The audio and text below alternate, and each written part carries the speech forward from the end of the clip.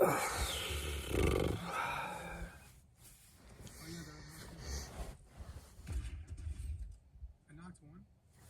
the dog left me. On. I don't know when, but I think we're gonna just try and knock out the 10K route today.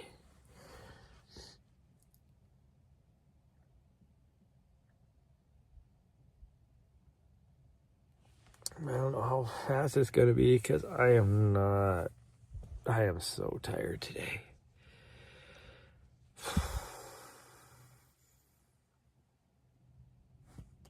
I had a hard time sleeping last night.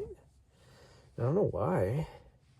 Well, I do kind of know why, because the old butthead Nari, she was being a little bit, I don't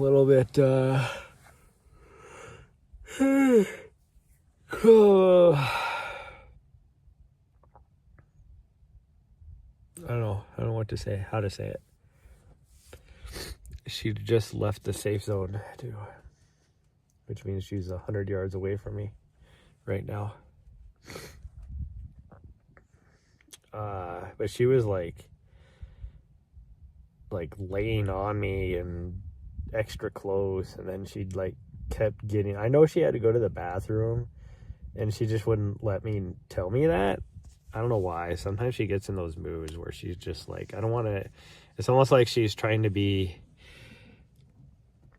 considerate. But that makes her restless, so she keeps getting up and then she body slams into you, and I think it's her way of being like, if I body slam into him and wake him up and then he's up, then I can go to the bathroom. But I'm not gonna wake him or let him know I need to go to the bathroom. It's just gonna be like a opportunist, I guess.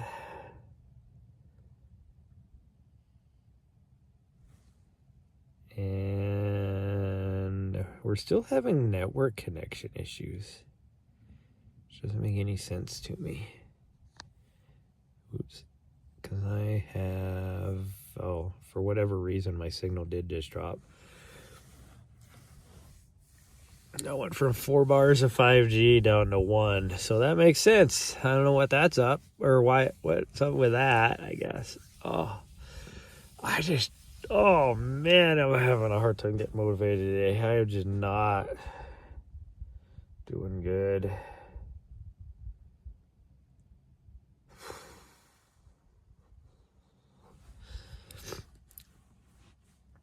And it's chilly. I got my sweatshirt on, I'm under my covers. That sun's shining on me, which feels good, but my hand that's holding the camera right now is frozen because it is chilly.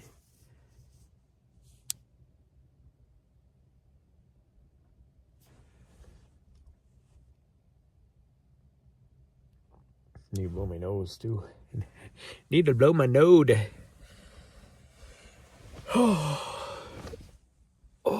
I do not want to get out of the covers because I put shorts on because it's be cold. Oh,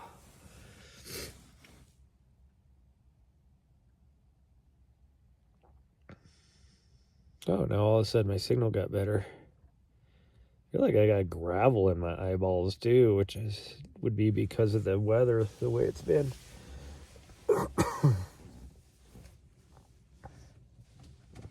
That just means my allergies are kicking up, which would be why my nose is all feeling the way it is. Or my sinuses, I guess I should say.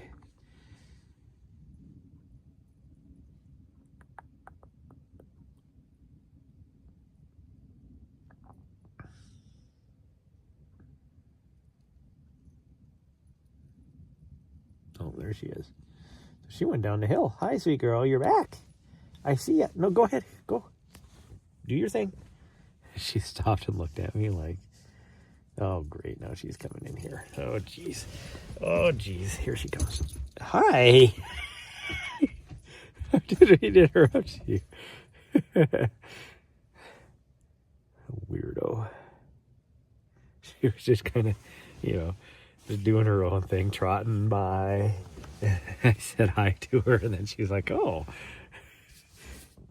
don't make eye contact with her."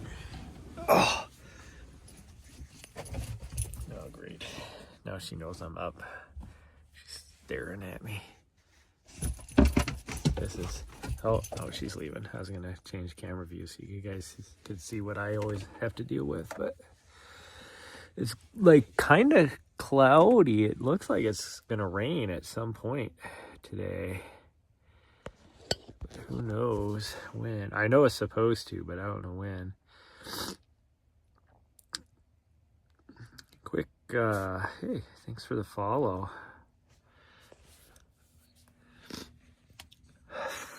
I'll knock out push-ups once I get finally ready to go here.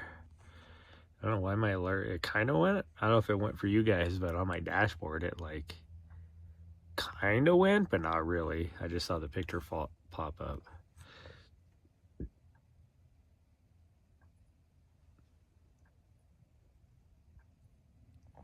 don't know what, my hand is frozen.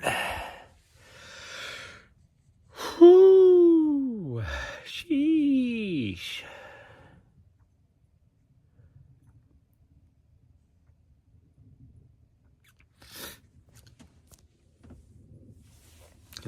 Because of the weather, when I was talking about weather and my allergies, it's not, the weather is not causing my allergies, but the change in weather is causing things to flower, which is affecting my allergies. That's how I should say it. Okay, well, let's figure out what we're gonna do here. I think first things first is to shut this back door because it is a cold breeze coming in.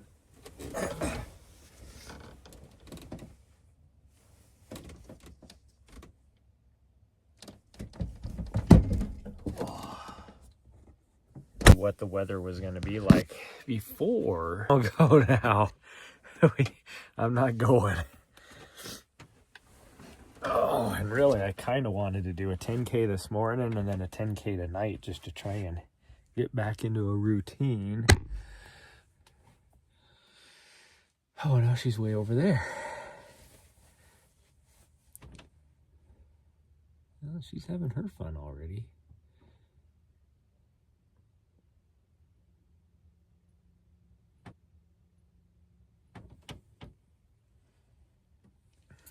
She's definitely having her fun.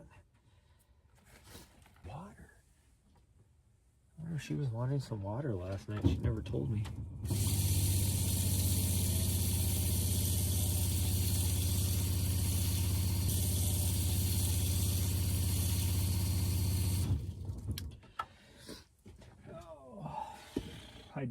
We did get up at like, I don't know, it was probably a little after midnight maybe, and to go to the bathroom, and she, it was so gorgeous outside. The clouds had disappeared. Outside the clouds had disappeared. So it was nice, clear skies. The stars were out. It wasn't too cold yet. The thermometer was working. I mean, it's 54 degrees inside the van, and it's warmer in here than outside. Degrees inside the van, and it's warmer in here than outside.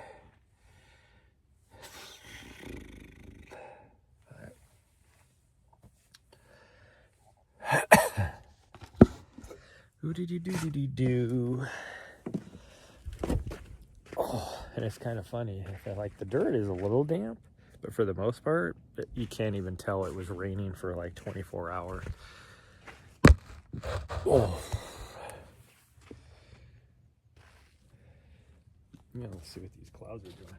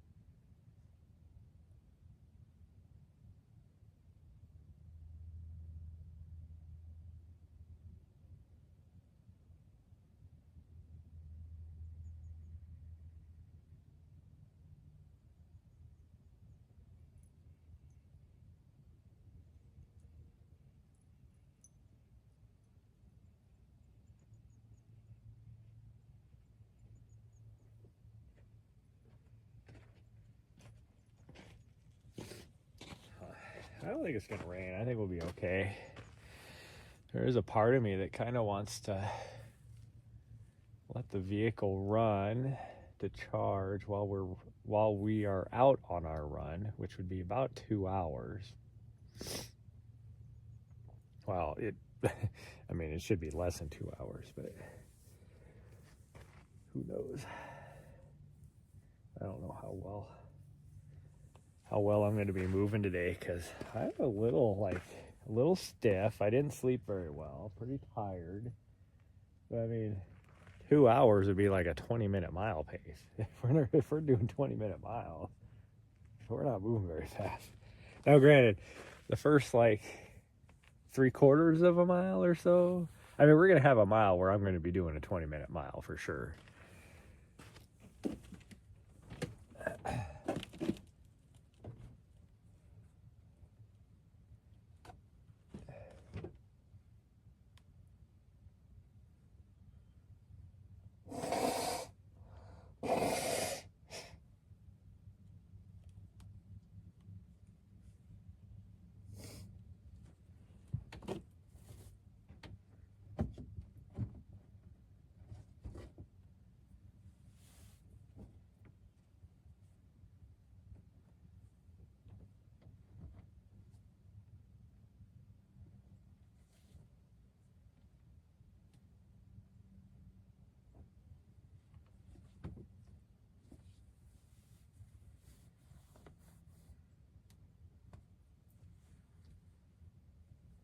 She's there.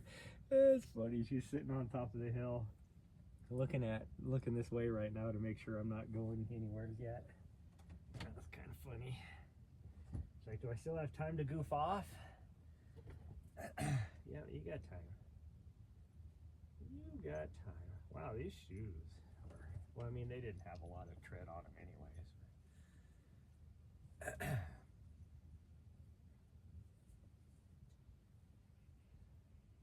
Kind of half tempted to use,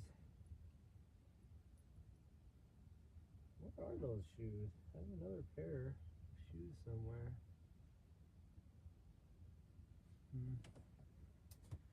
Actually, I don't know. Figure out where either my Hoka Challengers. Oh, there's my Hoka Challengers right there. Or my North Face. I think I'll wear North Face. I haven't worn those for a while.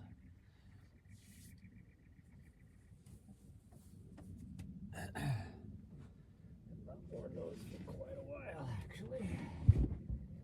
Since Mammoth 200.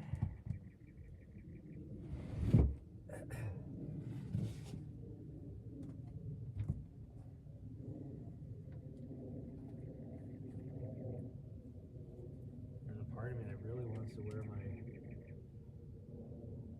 No, with the conditions that everything is right now, that'd be way too slippery. I was gonna say, wear my New Balance Super Comp V2 road shoes, but I have a nice cushion. But that would not be good. I would be on my ass when we come down the mountain, because it is super slippery.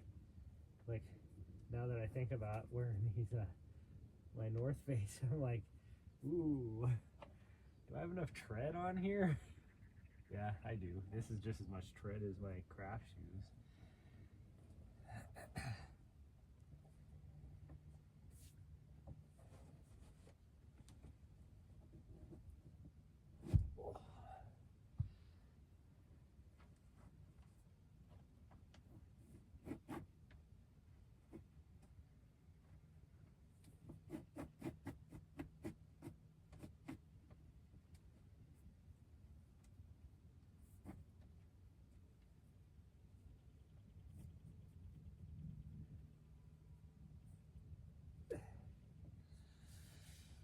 Whoo!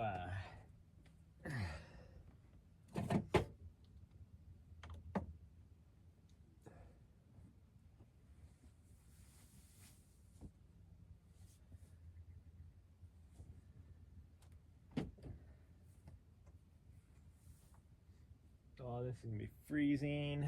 Putting a cold shirt on. Ooh, nipples are gonna be freaking hard.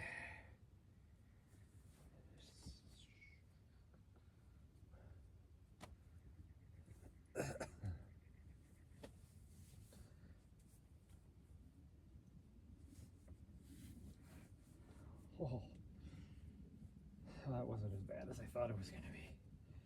I mean, it was cold, but not as bad as I thought it would be. How much battery do I got? Yeah, I'm gonna have to charge my watch after this, I think.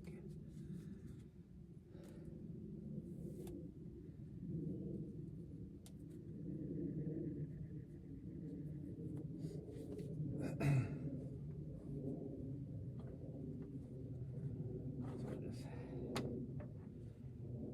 where that.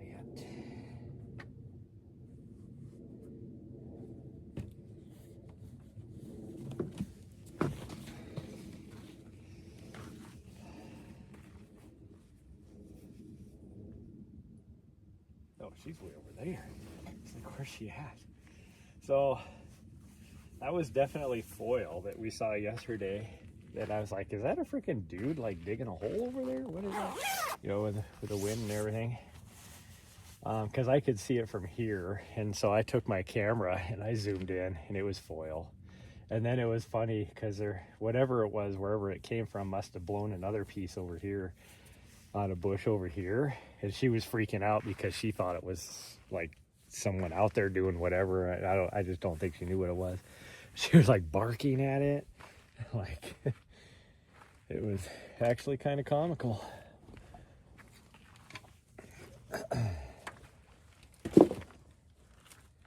She needs to put her bell on too. Hopefully she runs back here. I don't know if I needed my sunglasses or not.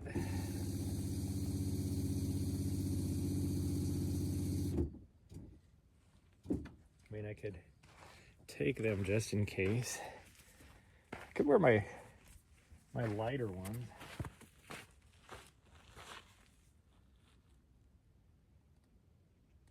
You need to put your bell on. Come here. Here she comes. Thank you, sweet girl. Yeah. Oh, hold on.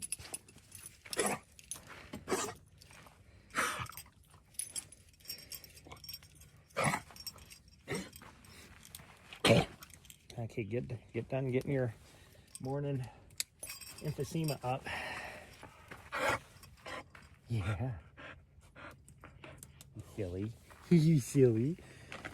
Well, since you came here and you're such a good girl, even though this is now past the...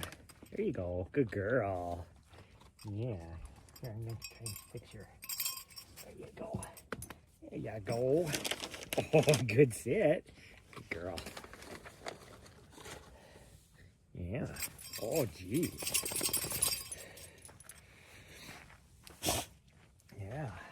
It is cold. I have goosebumps all over my leggies. Yeah, we got goosebumps going on here. See that sun? I think that sun is just going to come in and out. Why is this not working? There we go. There's a car on the main road back there behind us. And for whatever reason, oh, there we go. Now it's starting to even out.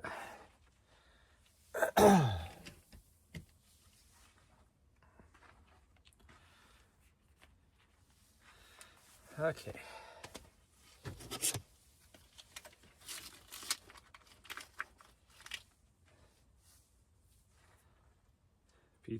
Pizza Princess G just went live.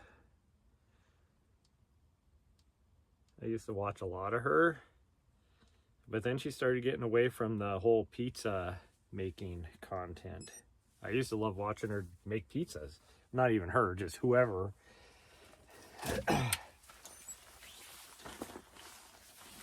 I didn't care who was making the pizzas. I just enjoyed watching people make pizza, because my dream has always been to have like my own little pizza place.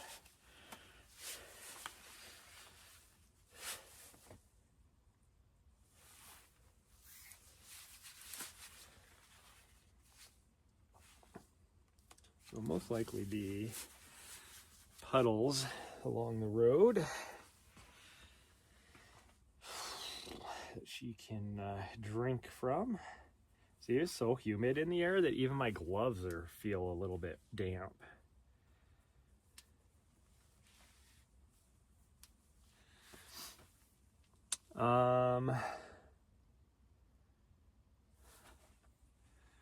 I think I am going to start the vehicle for a while. Where's my keys? They're in it. Okay, I'll be right back.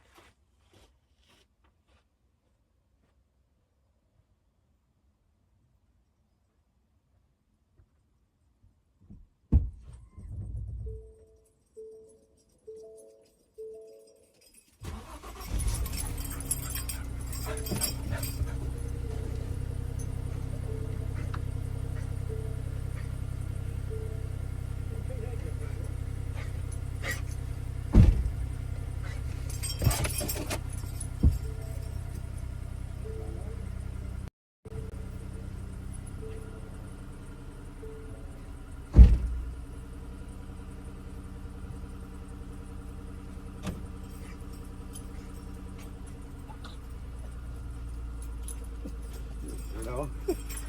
She can't start the vehicle. Oh, which I'm on the mic. Never mind. Hold on.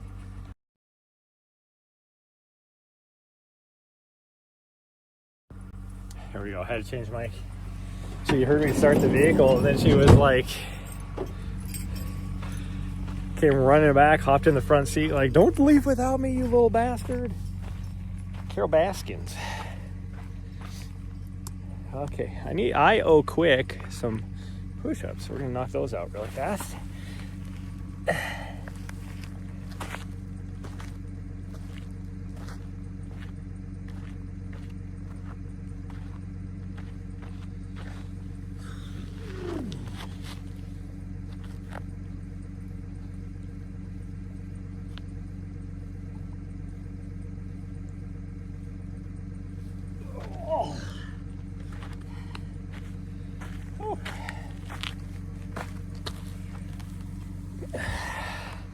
Not gonna lie, that was tough. When I haven't warmed up or anything, just to jump down and do 10 push-ups. Okay, let's change cameras here.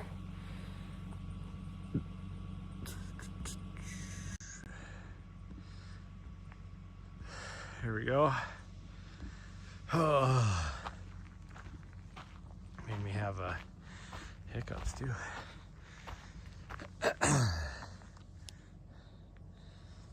Okay, I'm just gonna put my sunglasses on. I should be okay. What's going on with my glove here?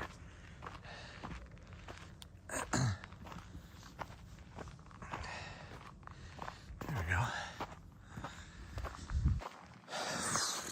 Okay, and we're off. Oh, and I already need to plug the camera in because I forgot to plug it in last night. I'll do that. See, she's all the way over there already. There we go. Now I can put my glove on.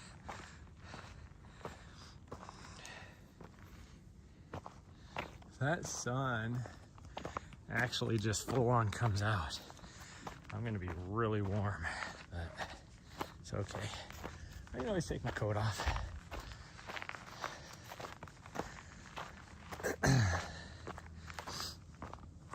I looked up, by the way, when we got back, because we went through that one, you know, we did the small loop, so we were down at on the Black Canyon course, and we saw the Hoka guy that was setting up like a small little aid station. So I looked up, because I mentioned then, I was like, oh, there must be a training run going on for Black Canyon. And indeed there was. It was the first of 3 training runs. So they were knocking out the first 20 miles, which would be mile like 12 and a half right there. mile 20 would be Bumblebee. So yeah, they were doing that.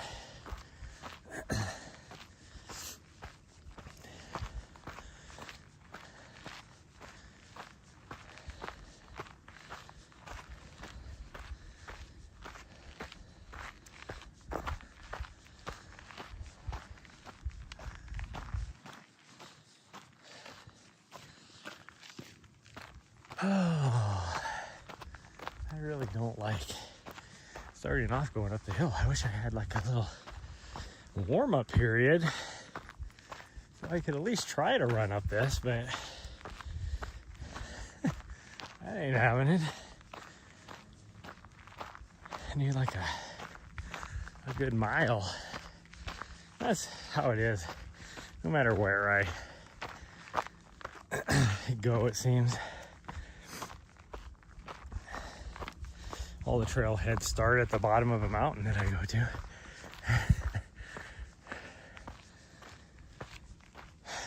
But occasionally it'll be at least, you know, if it's only like a 4 or 5% grade, then you can walk it for a little bit to at least get a little warmed up.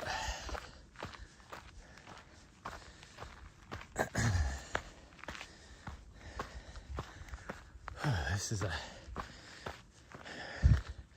20% grade, so there's no warming up. It is the warm up. Just walking up this thing.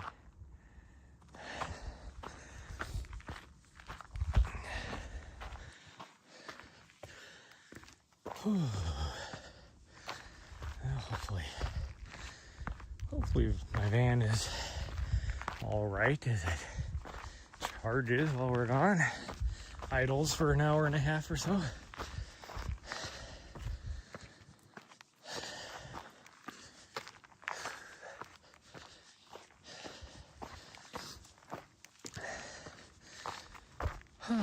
Well, since I don't have to go to back east now, I mean, don't get me wrong, I really wanted to go because I was excited to run in DC again, that area, see some friends, but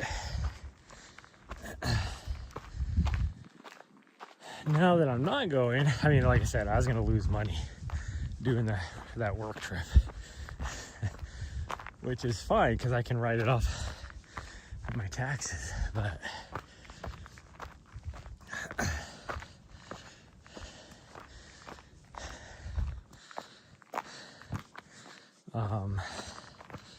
I think now that I'm going to I don't have to do that, I might, they have a little, I don't know what you call it, non-sanctioned turkey trot up in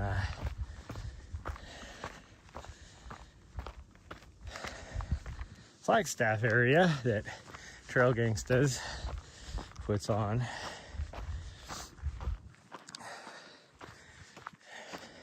And if you don't know who Trail Gangstas is, you should follow him on Instagram. It's pretty funny stuff.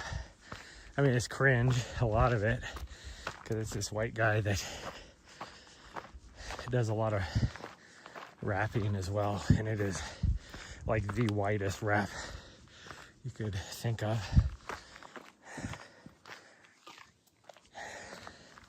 But they also have like funny memes and stuff.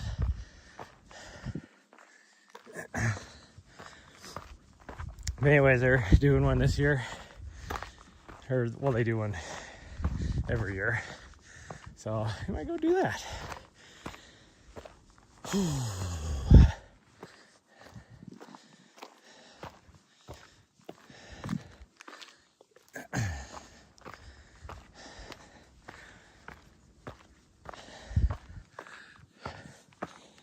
If that is the case, I gotta figure out timing wise, like depending on what the weather is, I'd like to maybe go and stay up on the plateau for a little bit. I haven't seen my dog for since she left at the beginning.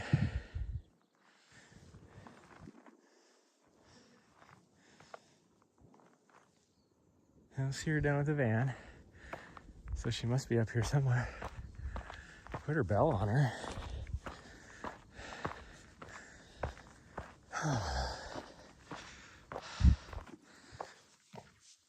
Oh, there she is.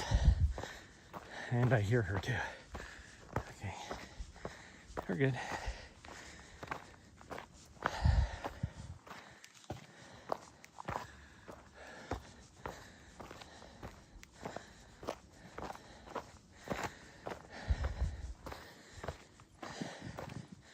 You know, we did this run, what, 2 days ago? 3 days ago? I don't remember. 2 days ago. Oh.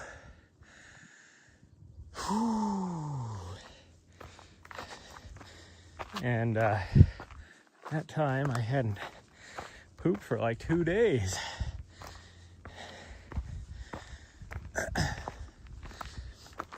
Well, guess what? The last time I pooped was actually on the when we had to do that emergency poop on that run. So hopefully we don't have the same issues today, because that was the last time I pooped. I haven't been eating a lot, so like when I eat a lot, I'm usually just a 1-a-day pooper. So when I don't eat a lot of times that turns into a 2-a-day or every 2 day. And that's my normal, like,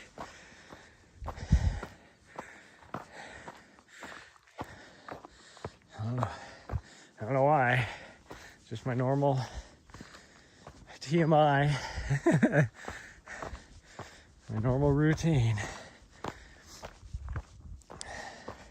So it always amazes me, these people that are like, you know, multiple a day. I'm like, how do you do that? Like,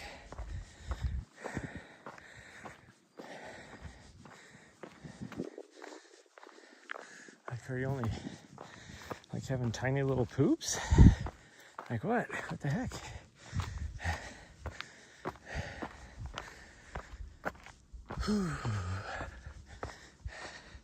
Morning, Raccoon. Colonoscopy done. Time to eat. Nice.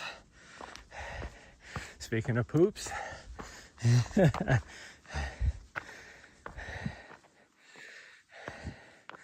means you successfully farted, since they won't let you leave until you fart.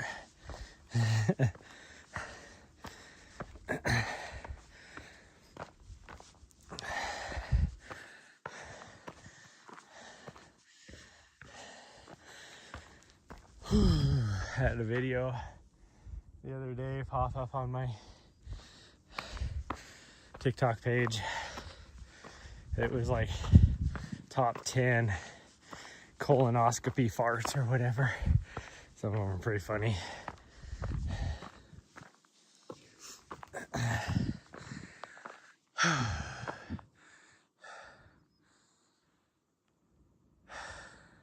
Miralax works well. Yeah.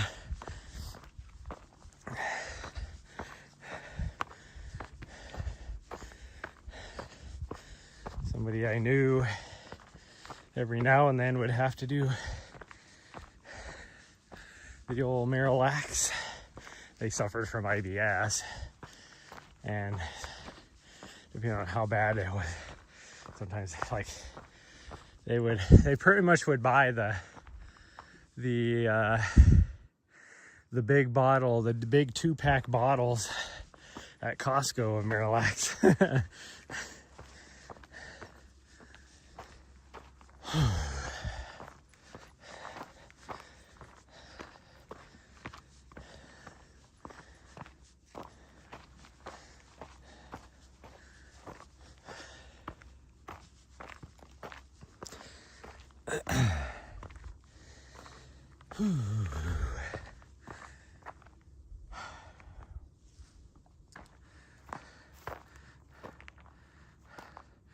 Whole bottle last night. I was a bit low on fire, which is easy fix, yeah.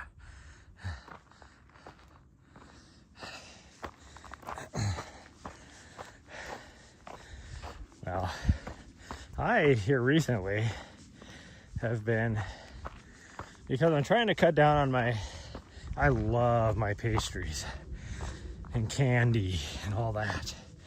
And so I'm trying to cut down on my sugar intake. Well, how do I want to put this? That kind of sugar intake. I mean, as a runner, I still need to have my sugar, but I'm trying to get it more from fruit now. So I've been eating a lot of fruit. And that's the thing, when you're doing a lot of sugar, like your body processes it a lot better. That's why you can eat a bunch of fruit. And, you know, you don't have a whole lot of... Why are you going back there? She didn't want to run past me. You go back down where she was. I don't know what her deal is.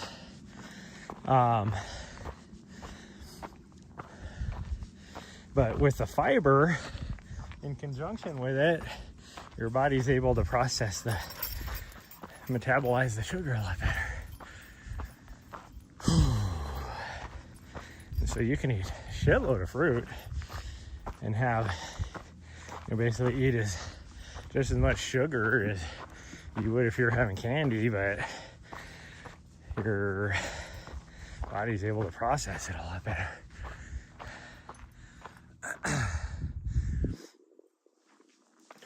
Unless there's a breeze at the top of this ridge, I'm probably gonna have to take my coat off because I'm getting warm now.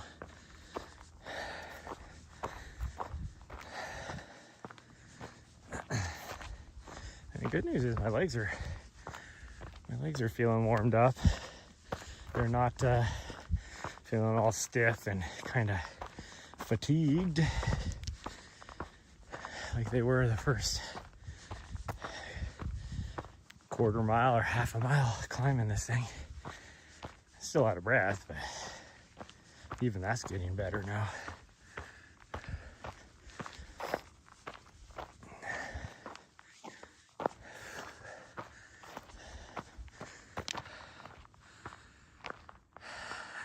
Lost 10 pounds last night. Yeah, oh, I can believe it.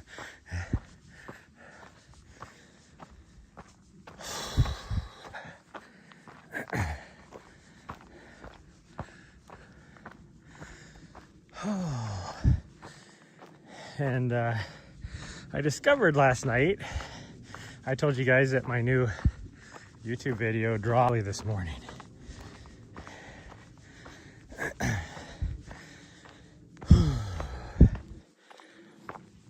It's a little bit longer of a video than I normally. Pretty good editing it. It's very much long form, quick edit, but I just need to get my videos posted and then I can start fresh. Whew.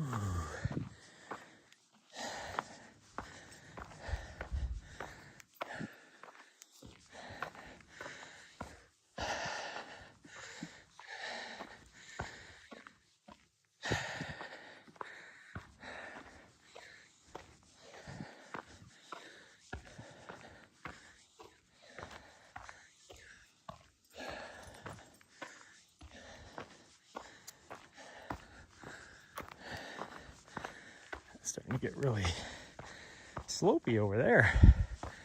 Come over here to the rocky stuff, a little bit flatter.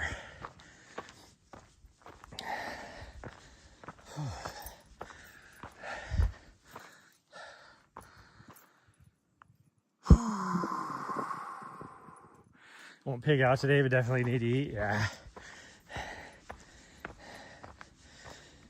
Well, and don't eat anything too rich either. I wouldn't recommend going to Taco Bell or going to the store and buying some Hot Pockets. Probably not the move. Or a gas station burrito. Probably not the move either.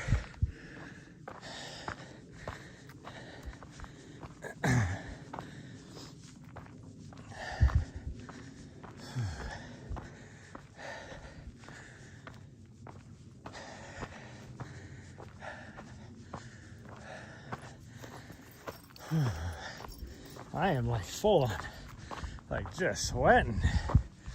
It is actually warmer up here than it was down at the freaking bottom.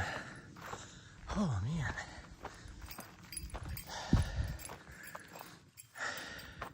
I thought about cruising up there. There's some dispersed camping areas up over there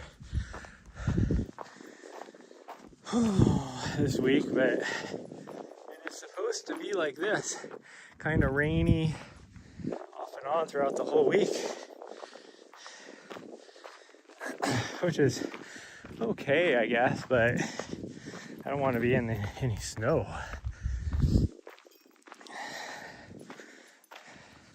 Not that I don't mind the snow. Like, the whole reason why I don't stay in Montana every year is, like, during the wintertime is not because of the snow. I don't mind snow. But usually in Montana, it's like freaking minus 20 to minus 40 degrees Fahrenheit out. So it's like, that's the part I don't like. Here, if it snows, like up on top of the Bradshaws, where it's still like 30 degrees.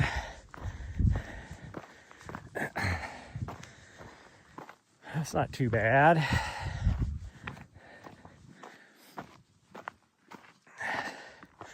Although she gets a little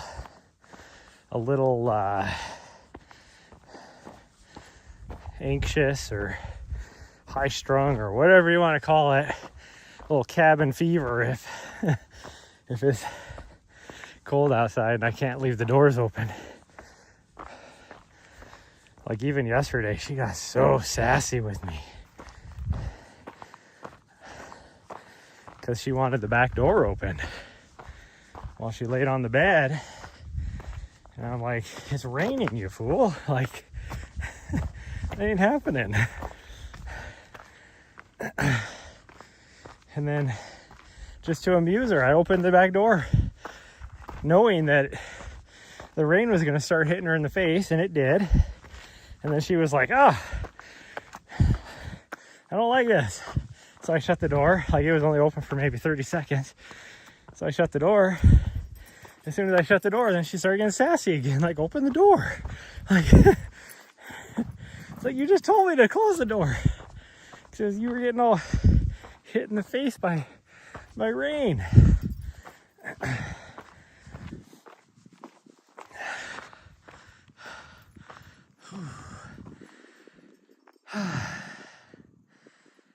Give you the pouty face, yeah. Oh man.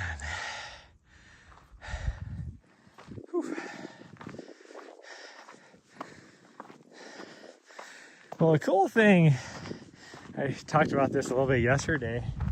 Cool thing about if I was to go up there and stay, whew, the cow poop around here got extra wet over the last day, and it is fragrant now. Well, the nice thing about being up there is I could run to Crown King, where there is a nice bar that serves really, really, really good burgers.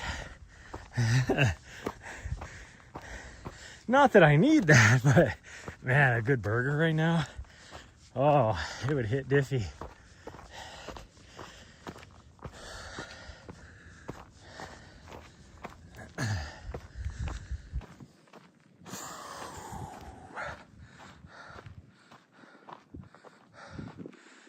What's wrong with a good burger? I know, I'm telling you. But the issue is I'd want to go there every day. Which, it's not eating the burger that bothers me. Like, whatever, good burger's good burger. You need food for nutrition. Problem is, I'd be broke eating out.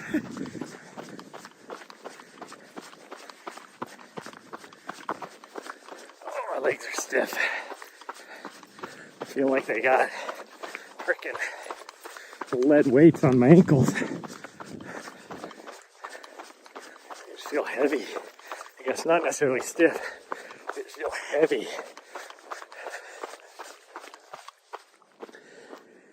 Not to be confused with heavy. No, they feel heavy. I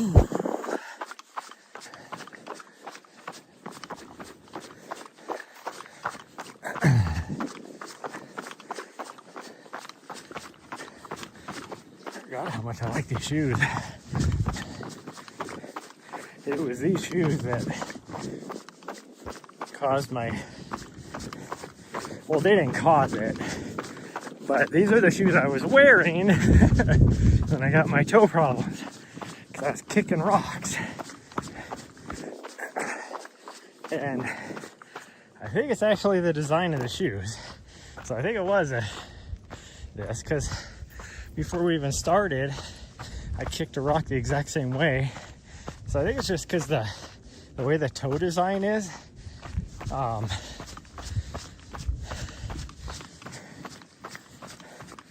Is why.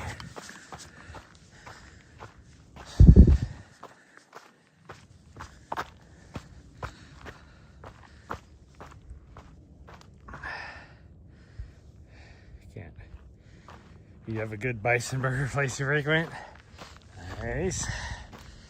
One of my friends has gotten into bison recently. I mean, it's a place that, like our grocery stores in Montana, bison is just as cheap as beef burger anymore, and bison is way better.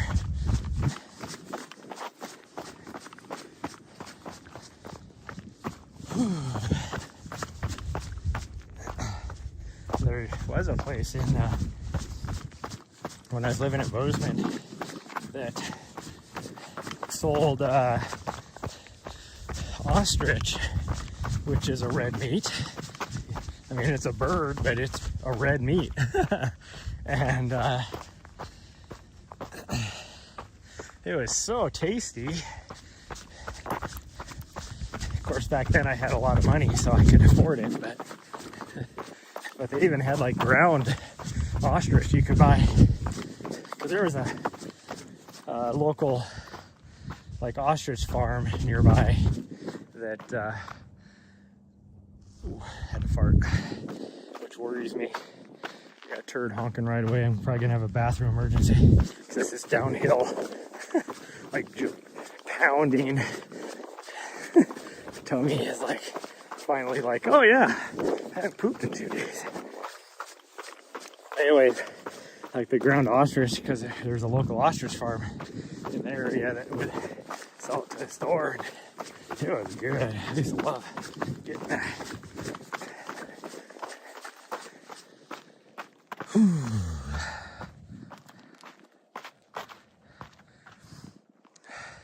Tastes better and has less fat with roughly the same amount of protein. Yeah.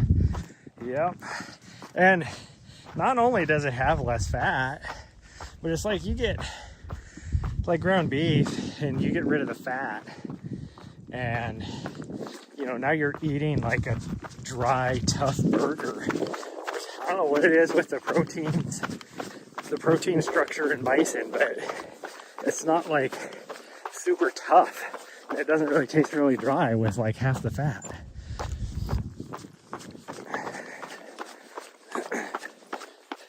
It's kind of like venison. Most people will cut it with a little bit of like beef fat, because venison will be dry, but even if you don't add any extra fat, venison burger is still pretty tender. It's not really like I said, it'll be dry, but it won't be like super tough.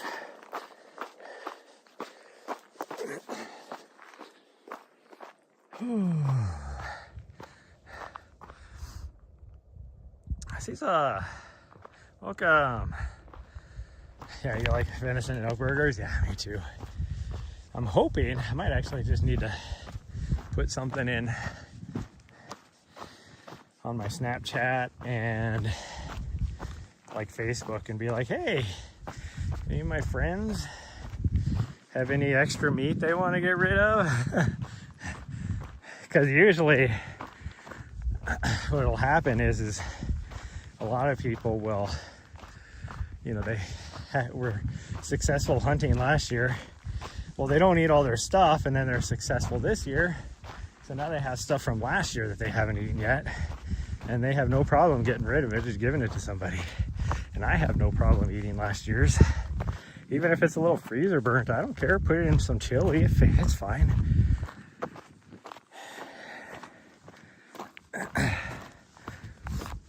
Or some stew or whatever, you know. Whoo. Come around on chili.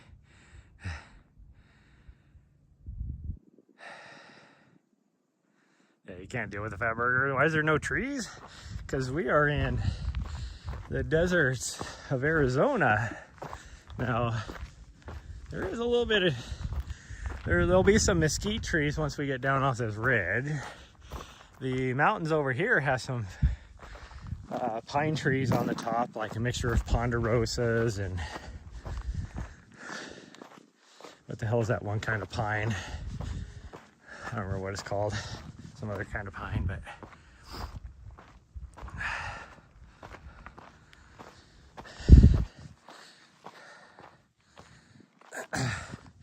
you didn't use it like it, but now you don't mind it. I love a good chili. I love me some chili. Like, I could eat chili every day. Problem is when I make chili, I make a lot of it. And then I eat a lot of it. Like, seriously, make enough chili to, you know, that could last a week. And then I eat it in 2 days. That's my problem with chili. And welcome, Vita Green. Oh, there'll be mesquite trees down here. I mean, there's a couple right here even up on this ridge, but they're mostly down below. And we'll also be in the saguaros. And there's another kind of tree. I don't remember what it's called.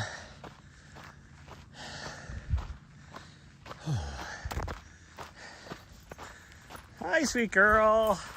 Coming to check up on me. Need some good beans in your chili? Yeah, same here. The whole argument with beans don't belong in chili and all this kind of stuff. It's like, no, it actually does. Meat was a luxury. You know, that's how food went further, I guess you could say.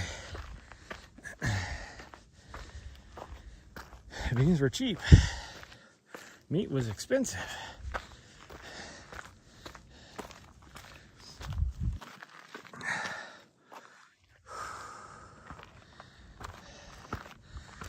Oh, that's steep.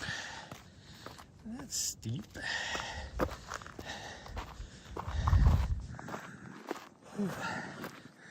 Okay. We're almost the end of the ridge. Where we can drop down. Let my leggies rest a little bit here. Muscles are burning.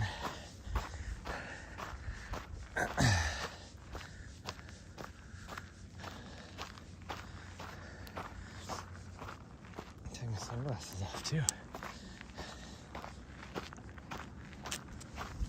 I think that sun's gonna come out for quite a while now.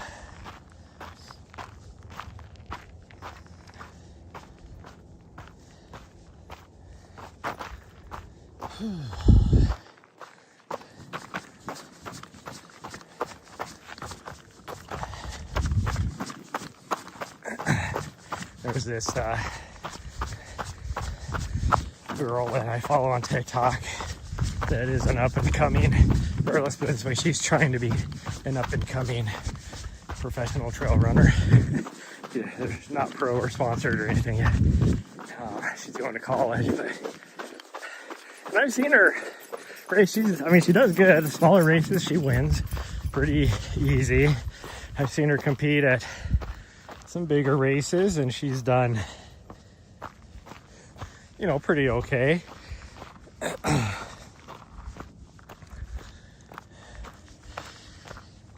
it's like, damn, her legs, her calf muscles are as big as her freaking like quads. It's like she looks so funny, and she's like tall, so it's like she's got these tall legs, long legs with calf muscles that are bigger than her quads. And then she's like really super skinny, which I think she'd be healthier and probably a stronger runner if she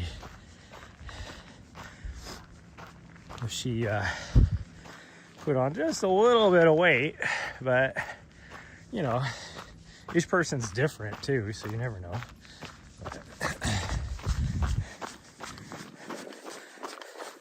I say that because I saw her today too. This morning when I was swiping through TikTok, which would be why my phone is almost dead. But they are up there. Yeah, I just have super toned legs, so I have like, you know, I would call average size calf muscles and everything. My quads are way bigger since I started doing more mountain running, are way bigger than they used to be. But my calf muscles are always fairly, they're not huge, but just very proportionate, but super toned and strong, because I used to be a jumper. High jumper in high school and college.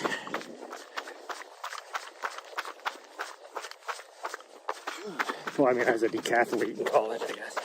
Very short-lived, but I can say I was. But that's my own fault for getting kicked off the team and losing my scholarship.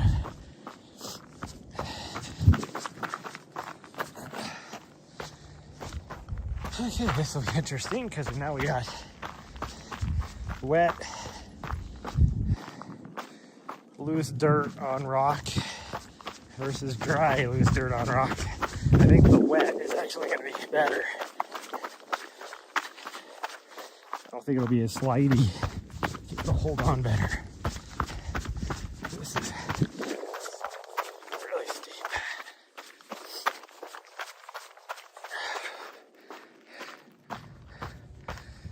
The girls have started training for races.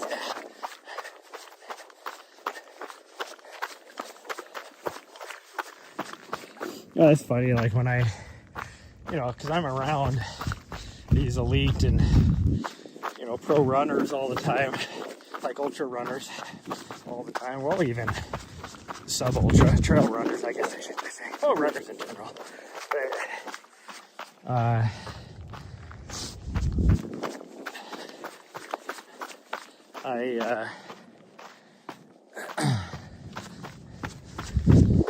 all the time I'm like looking at their legs and it's like, oh, my calf muscles are about the same size as yours. And then you look at their quads and it's like, damn! Like I was next to like some of the Golden Trail series, the ladies on the Golden Trail series, and their quads made mine look like freaking toddlers. Like, damn, no wonder they're so good.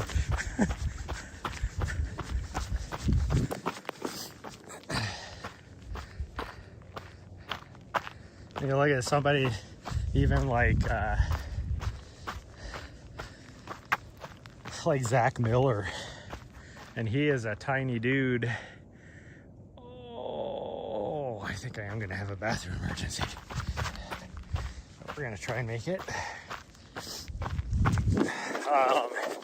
But he's not like, he's definitely not like Killian Jornet tiny. That dude is tiny. And his legs are bigger than mine, like muscle wise. But Zach Miller is like freaking just tree trunks. That dude's freaking quads are huge. No wonder he's such a great runner.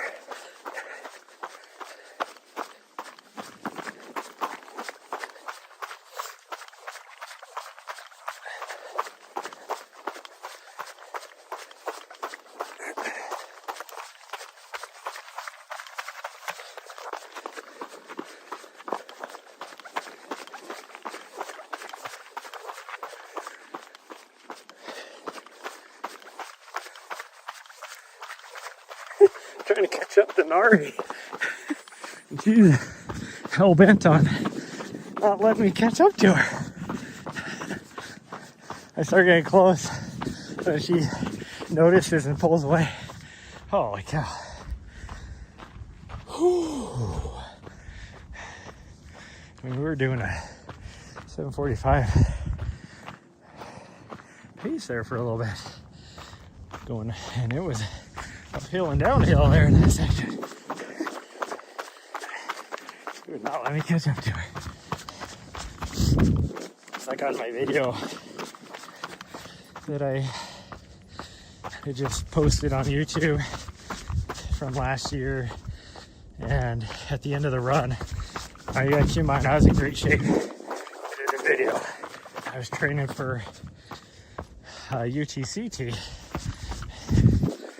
I was in really good shape. Oh no, that's the one I'm working on now. Never mind. I was gonna say, no, the one I posted was the one before this. The one I've been editing. You'll see the end of the run. It was, I went downhill, but I was racing her and trying to push the pace, and I was doing right around about a 5:40, 5:45 pace. And I did beat her to the bottom because she got distracted. But it's like, man, the time, I wish I could do that now. Shrunk a bit since you lost 70 pounds. Well, yeah, but the thing you gotta remember is lean muscle. That's the thing I used to love when I was going back to college, when I was a decathlete, because I'd be in the gym lifting, and there was all these, you know, the college football players, like these linemen and stuff, that are huge gentlemen. And you know, they'd be lifting, and here I am as a decathlete, and I'm lifting just as much as they are. It's because my muscle was like super lean, and theirs were, you know, they had a lot of fat in amongst all their muscle. And you know, that's why somebody like Anatoly, he goes into a gym, you know, and he's surprises all these people pretending to be a janitor and lifts all this weight. Well, he has all lean muscle versus these big freaking steroid muscle heads that think they're strong, and they are strong, but it's like, so they're all surprised when he lifts more than they do. So even though they're smaller, I bet you they're way stronger. Handle your business. Nah, I think I'll be fine.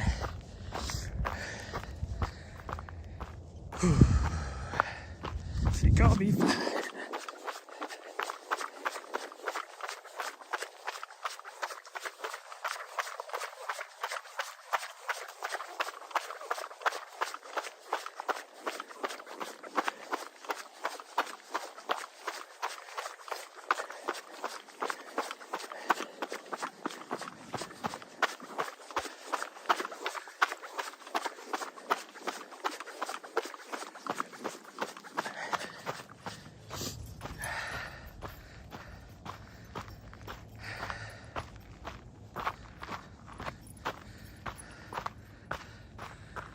barbell squats, deadlifts, split squats. Yeah, that's important. And because, I mean, if you're focused on running, you don't want to max lift.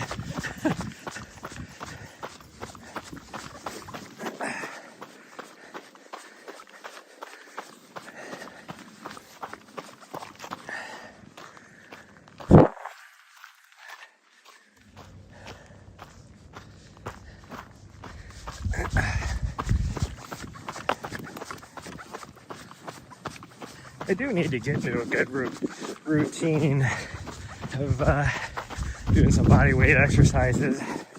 I'm half tempted to, I don't know where I put them, but somehow like go to Walmart or somewhere and getting a set of those adjustable dumbbells.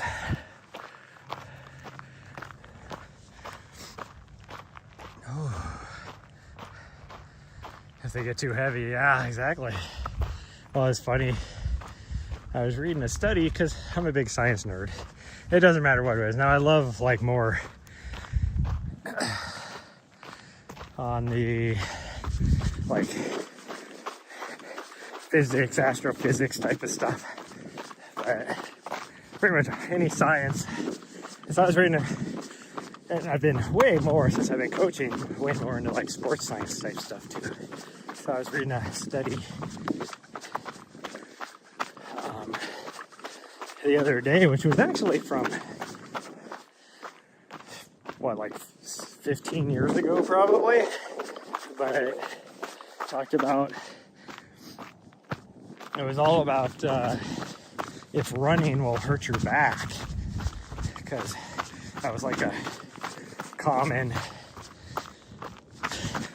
you know, misnomer about how, you know, if you run more and you're gonna hurt your back. And the study revealed that actually people that run more have more, like the discs and stuff in the back between the vertebrae are actually stronger and thicker than people that don't run.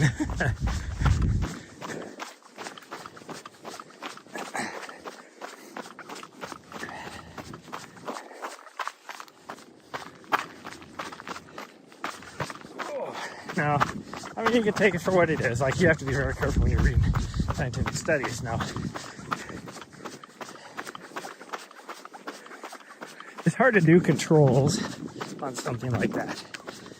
So how do you know that the people that they chose that don't run just aren't naturally like that? You don't know, you know, type of thing.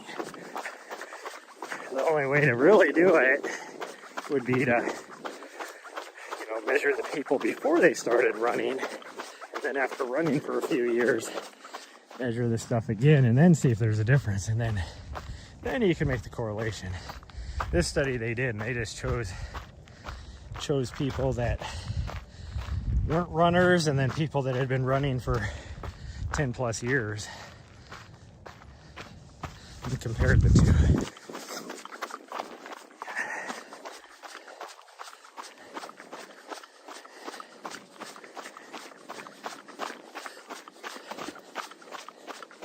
That's one thing I love about it.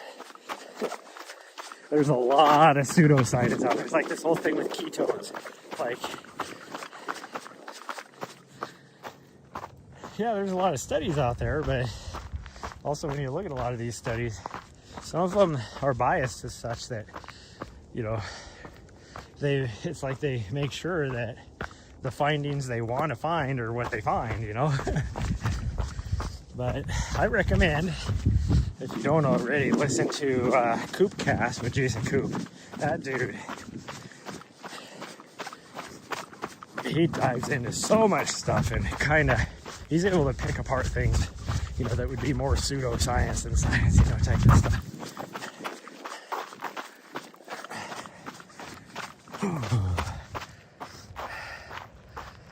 L5S a while ago. Oh wow.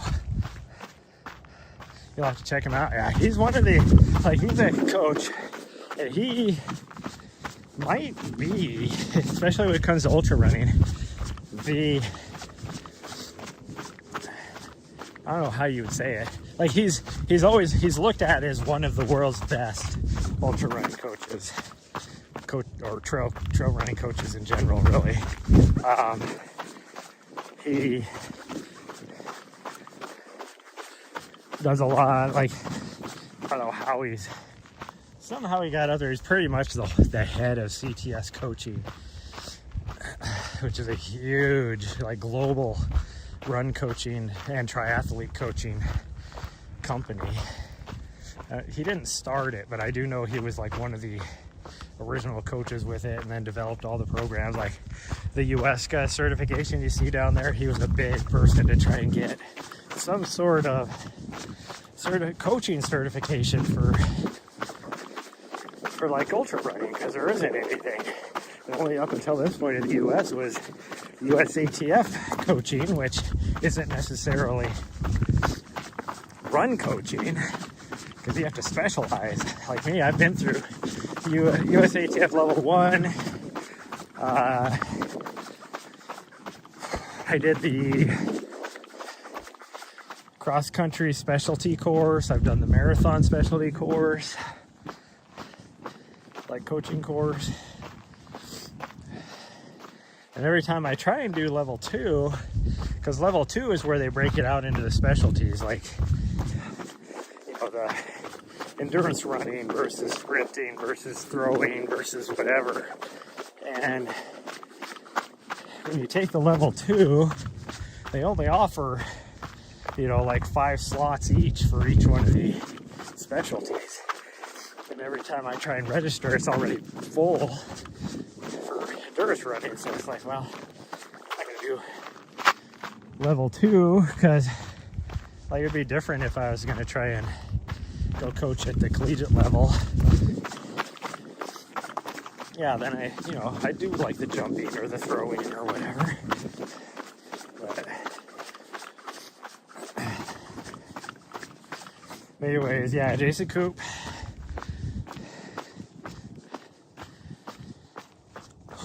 He is like the winningest coach, I guess you could say. Like his athletes are always winning some of the biggest races in the world.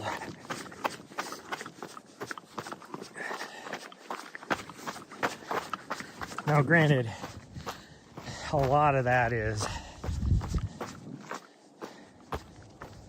the athletes that he coaches too. Like he has the best athletes in the world to coach, because now that he has that reputation, they seek him out to be coach, and he can be very selective of who he coaches.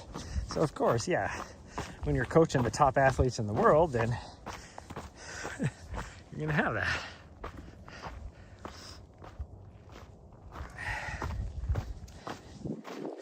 A while ago, maybe 4 or 5 years ago.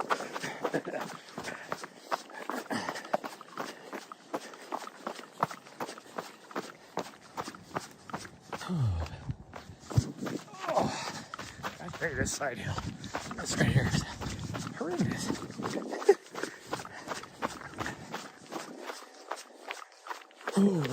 Where's my dog go? There she is. I like how whenever I say that, then she just magically pops up like, oh, I'm right here.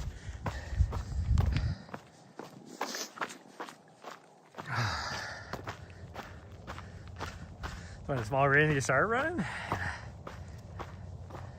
Trying to focus on your back. Yeah. Well, me, and it's funny, talking about that study I was talking about. It's like when I don't run, like even if I go like 3 days without running, then I start having lower back problems. But if I'm like, my friends are always like, how did it make that make sense? Like, but it's like, even like if I'm going to go do a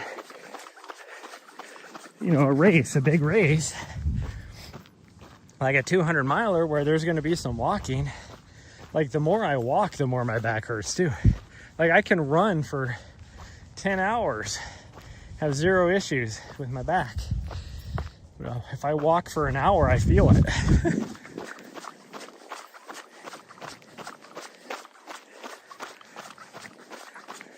must be going on over at the old Bumblebee Ranch over there. See a big plume of smoke.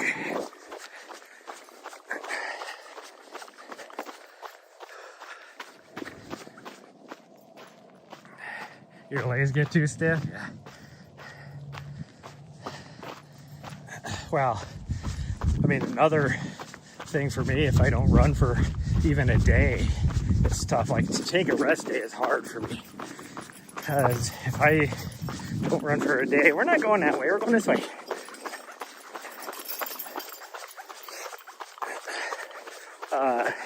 Although it would be kind of fun to go that way. Go all the way up there. That would turn this 10K into a 10 mile. Because there's a cool view up on the ridge, because the road will drop back down further and then you climb back up and the road is like right there on the ridge. It actually goes along the backside too for a while, but loose signal back there.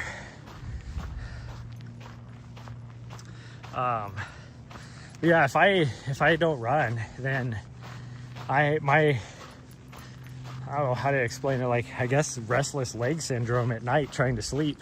I just can't sleep because my legs have too much energy because I didn't run that day.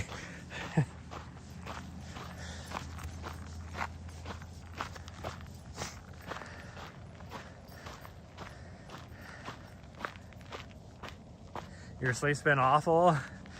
Well, my sleep, other than like, well, realistically, yeah, my sleep the last few days has just been horrible. Like,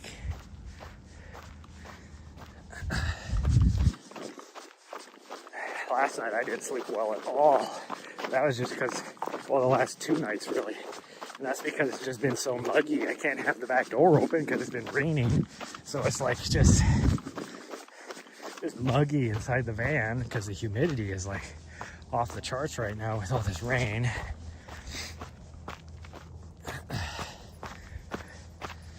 And I do not sleep well like that. If it's too hot even, I don't sleep well, and that's another reason why I haven't been sleeping well since we got down here, because when we first got down here it was in the 90s.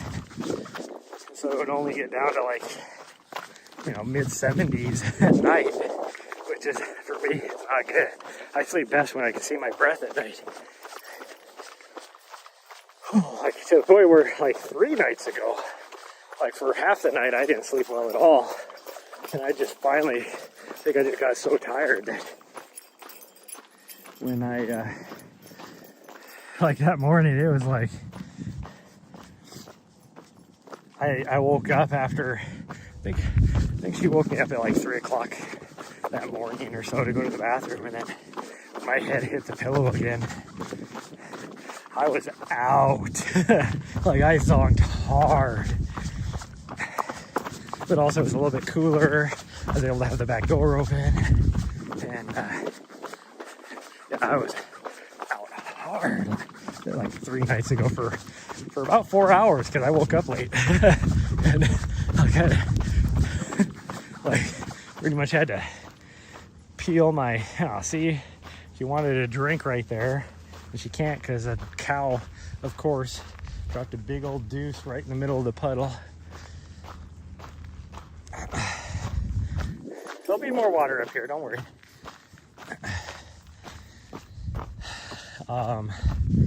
Yeah, I was like, had to peel my face off the pillow because I was drooling so much. Because I was out so hard.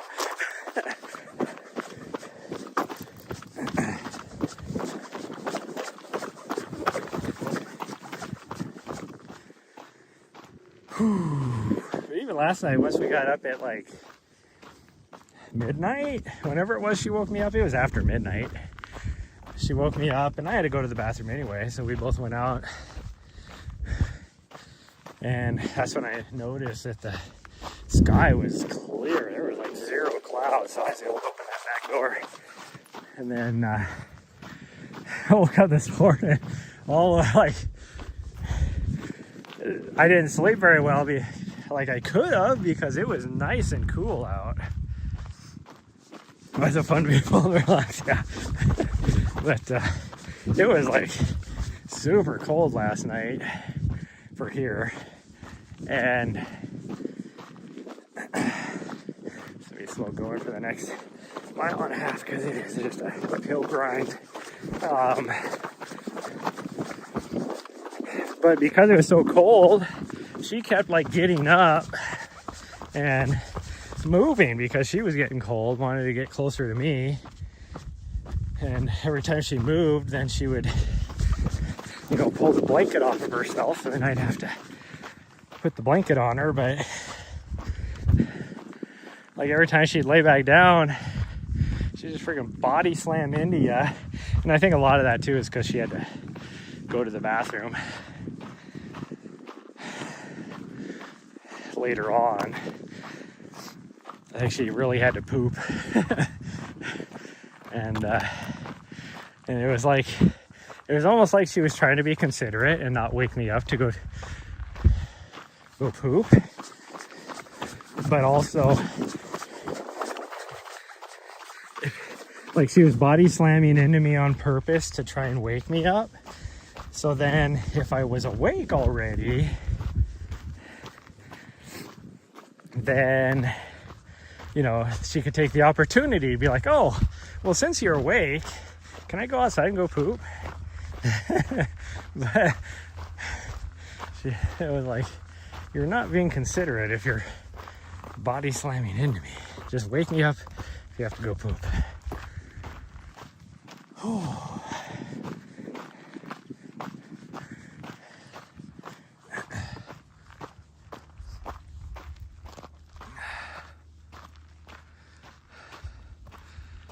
Head her back towards your dogs.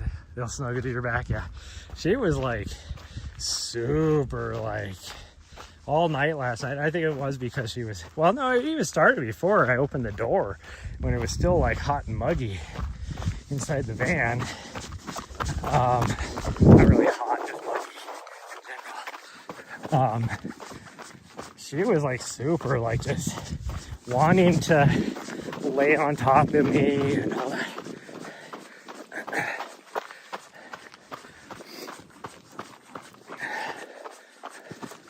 I wasn't gonna go for a run last night too, but it started to rain right around the late afternoon, early evening again. So I love how she comes back to do a voluntary check-in, mostly just to make sure she knows where I'm at. Not necessarily so I know where she's at. And it's like she comes running back and it's like she can see me. She could easily just turn around once she sees me. But nope, she has to come all the way around. And then like go back, you know. It's like, okay. Well, I mean, part of that's my own fault. I taught her when she was young to boop.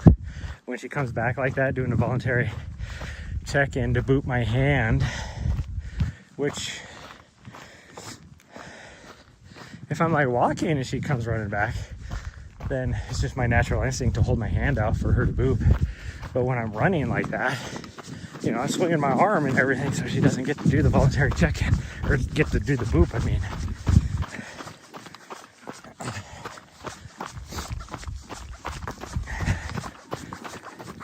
Ooh, there was water running down this trail here the last couple days.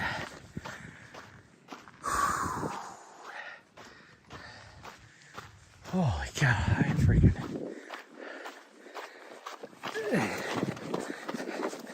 feeling this little uphill. But this is not a recovery run. I gotta push myself.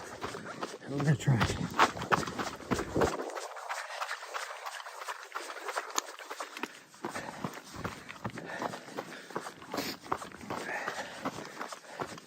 Plus this section has horrible cell service, so I gotta push through it anyways.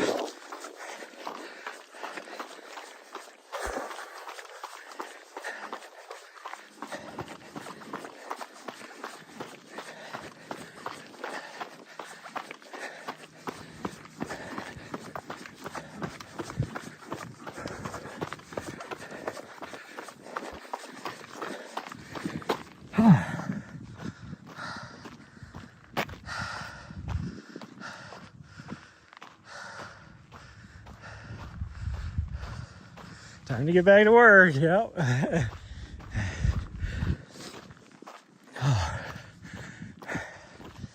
Take this opportunity of having line of sight of the cell tower.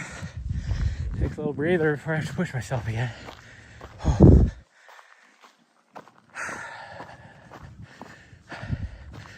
I got two fairly big sections I need to push through where I have no line of sight of the cell tower.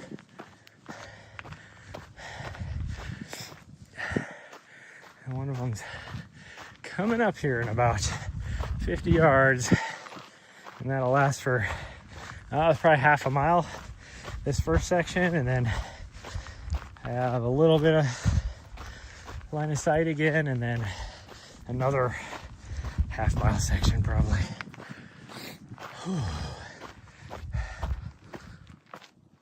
So I tell you what, it's 310 next year, yeah?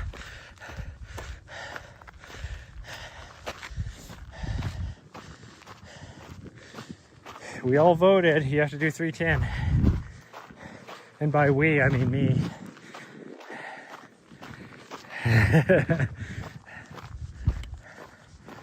Holy cow. Whew. It's kind of a steeper section too.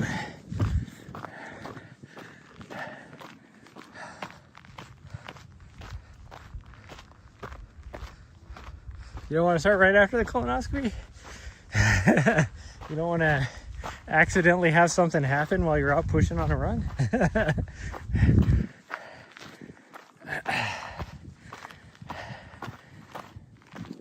Oh man, you can really tell.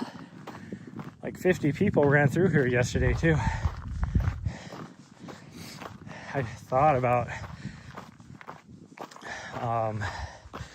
after I looked up and saw that it was a training run for the race sponsored by Hoka, I thought about coming out and doing some video stuff. But I looked at the time and I was like, gosh dang, that guy would have got like set up. Like we couldn't have been but maybe 10 minutes ahead of everybody if they left when they were supposed to. Like, I'm actually surprised they weren't there already.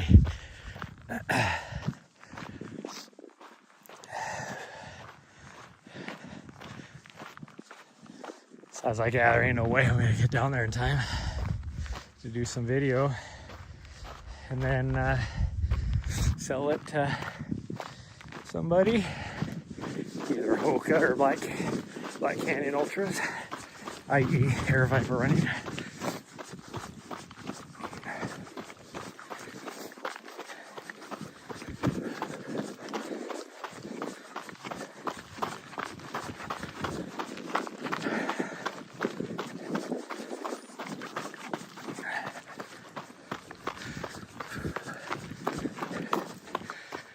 Oh man, kicking my ass. Whenever I say kicking my ass, I think of two things. Either, what is it Yes Man or whatever that Jim Carrey movie was, when he's trying to say the pen is blue and or no, the pen is red when it's a blue pen. And the guy comes into the bathroom. He's like, what are you doing? He's like, do you mind? I'm kicking my ass. Or I think of the Vanessa Carlton song, Making My Way Downtown, but instead it's kicking my ass downtown, kicking my ass on the trail.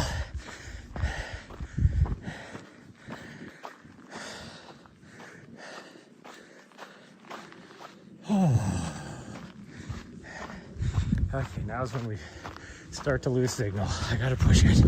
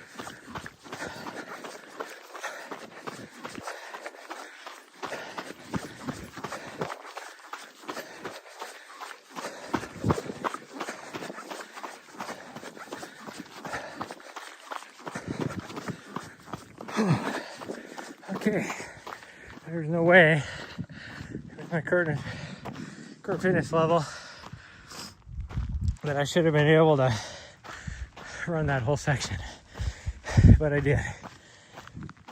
Whew. And it didn't really kill me too bad.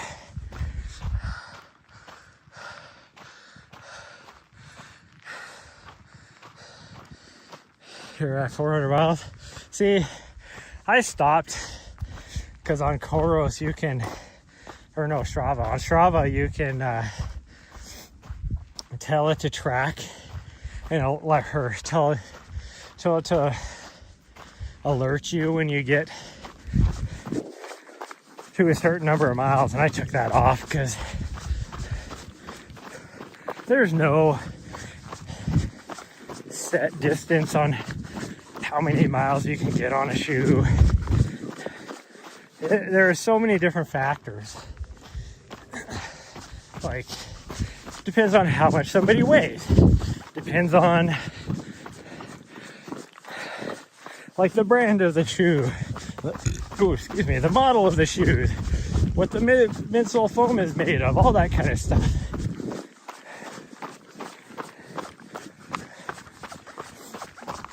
So as long as the midsole isn't completely compressed, like so bad, and you still have outsole, you're good. This whole misnomer of, oh, you got to change your shoes out every 300 or 400 miles. Well, that's old school of thought, because, you know, back when you were using freaking, what the heck was the foam back in the day, EVA or whatever. Back when they were using that, all the foams were the same, all, you know, for every shoe. And yeah, for the most part, that's about as many miles as you can get.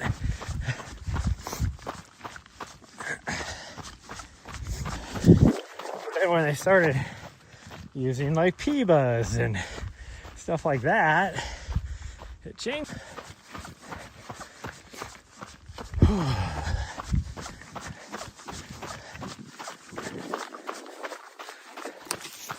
Oh, jeez. Freaking thing. A tree snagged my cable that I have plugged into my camera.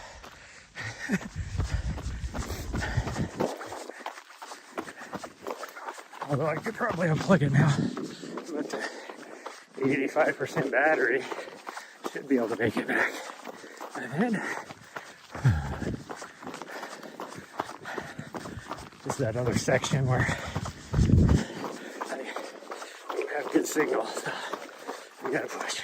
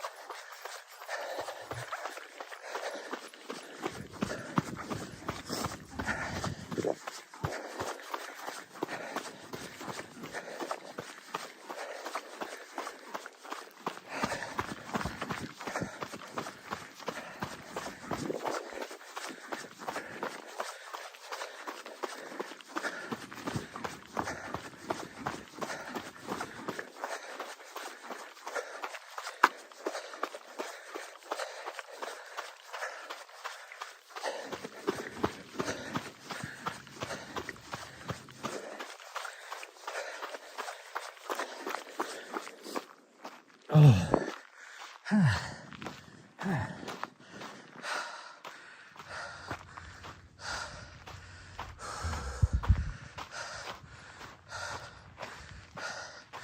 Anarchy.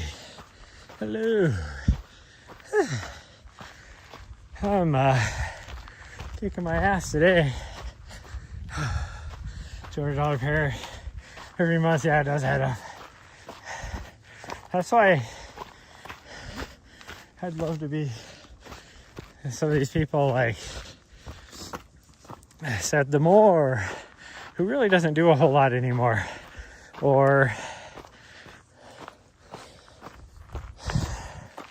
the heck is his name? Brett Horning's podcast channel, YouTube channel.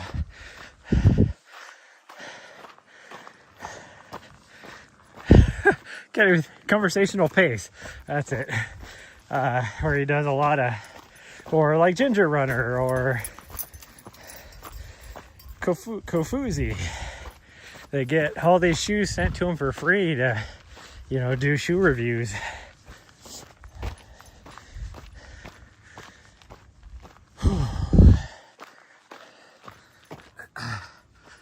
Hello, Fit. Oh, we are just getting our asses kicked out here today. I don't know why I don't have, my network says it's still unstable, but I've had a line of sight of the cell tower for quite a while now. In fact, I should have it for the whole rest of the run, except for those two little draws that we go back into.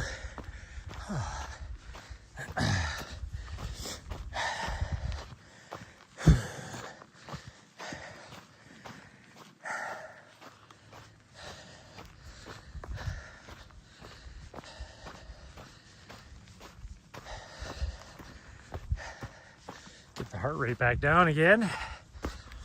There we go.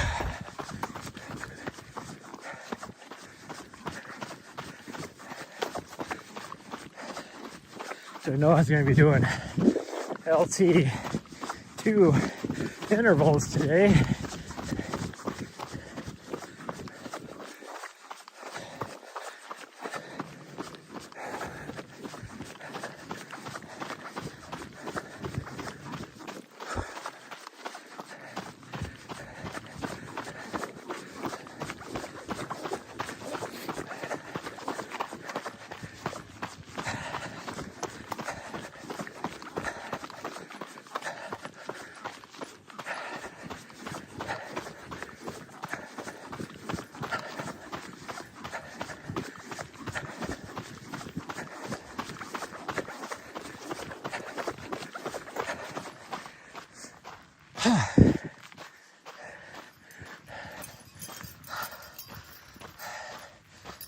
Oh.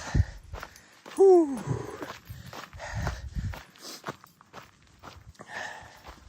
I always know I'm like right next to the road right here, but I've never actually peeked over at it. Because there's barely, yeah, see, there it is. It's like I know I'm right next to the road. There's a couple, like there's a really good campy spot there. There's one just right over here too that I haven't seen anybody at in the last, since we've been here, which is weird. Oh, I am sweating.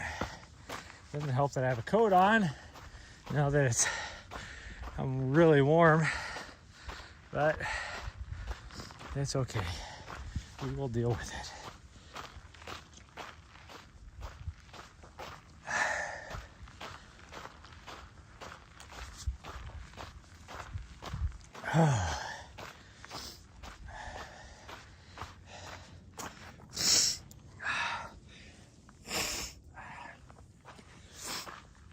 You can always tell when you're working your ass off when your nose is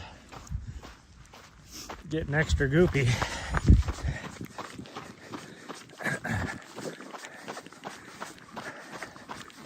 Tells you how fast I was going, even with all that extra walking I did on that last mile.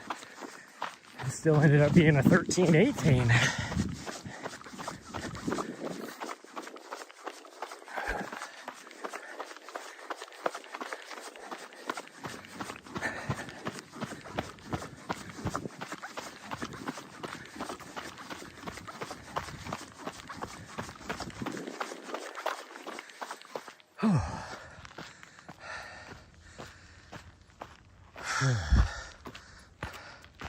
I know, just running like a faucet.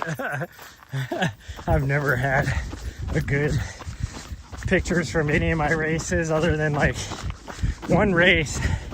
There was a picture that was half decent.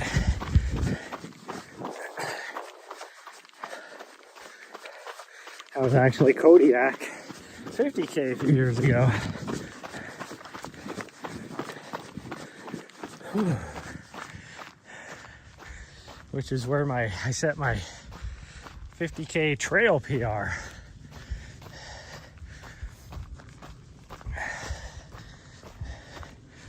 Even though I was not trained for it. But I just had enough, because I was like within a month and a half, I guess, of my race at UTMB. And after UTMB, all I did, I mean, I maintained a certain fitness level, because I spent, a month and a half after UTMB just backpacking around Europe, and then just, I'd end up going somewhere, where I was at, and then I'd go and run. I would usually spend like 2 nights and 1 day usually at a location and then move on. And it was just, I'd show up like Budapest or Budapest, as they say. And, I got there like, late afternoon after riding the train all day. Sleep one night, wake up the next day, and then I'd go put 12 to 20 miles running around the city, just seeing all the sights. And then sleep a night, get on a train, go to the next location, and then spend a night wherever I went to, wake up the next day, put in another 12 to 20 miles. So I was still like running, but when you're seeing all the sights, you're not like pushing very hard. You're doing a lot of resting, as you're taking pictures and checking out whatever you're looking at and all that. Okay, we hit the high point. Now it is a rolly downhill the rest of the way.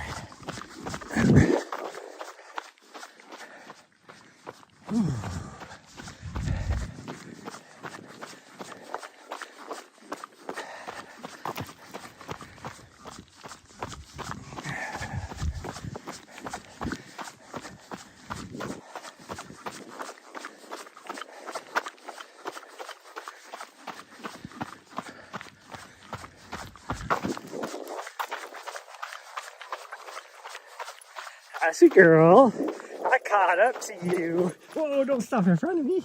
Oh, you wanted a good butt. She wanted a good butt scratch.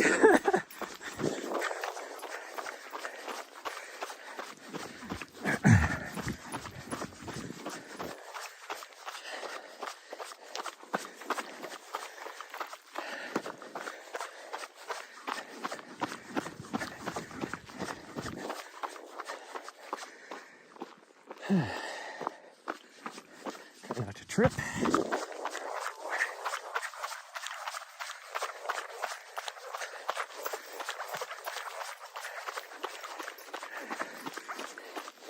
Got a little bit squeaky thing I got going on with my freaking running vest right now. I'm actually gonna unplug the cable, because I think that's where a lot of the squeak is coming from. I gotta walk through this section anyways, so I don't trip.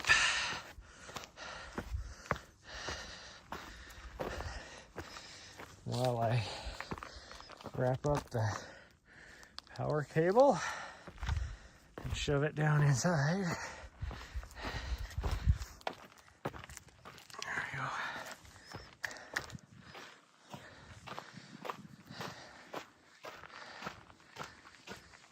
we go. Ooh, sun's coming out.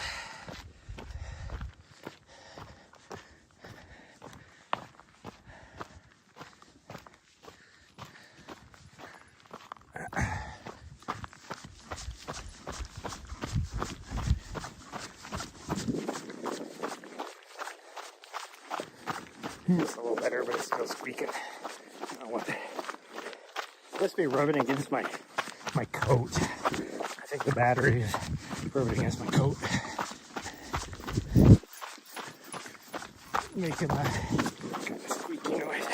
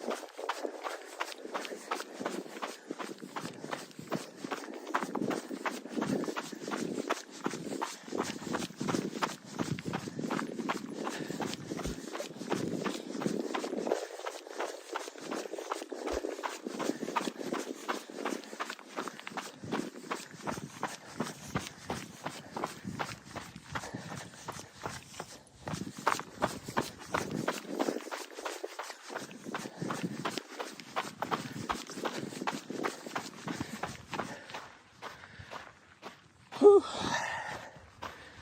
Try not to put my hand or my elbow next to the saguaro right there. Should go by.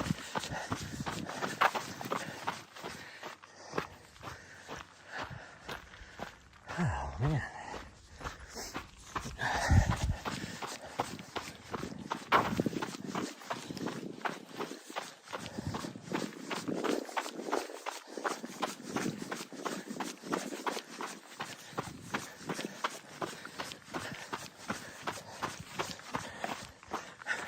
Just looked at my watch and I was like, there is no way I've been running for an hour and a half. With the pace I've been doing, the fact, because I've been glancing at my mile splits, and my slowest mile split was around 19 minutes, and that was the first mile going uphill.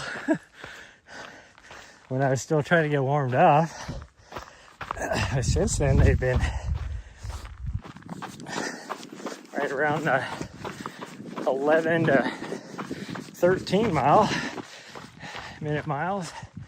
And I was looking at my watch, I was like, hour and 30 minutes, and we've only gone 5.6 miles? Ain't no way. And then it dawned on me, I started my watch, I wouldn't forget. Probably at least 10 minutes before we started to run. Might have been more than that, because it was shortly after I went live that I started my watch. We've been live for an hour 54. So.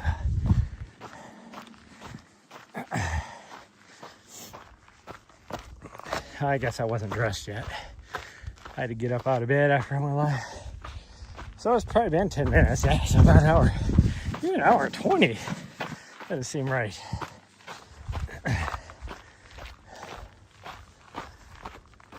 Whew.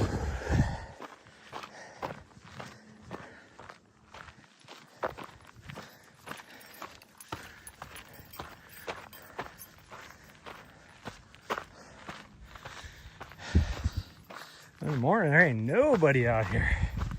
I've seen or heard anybody.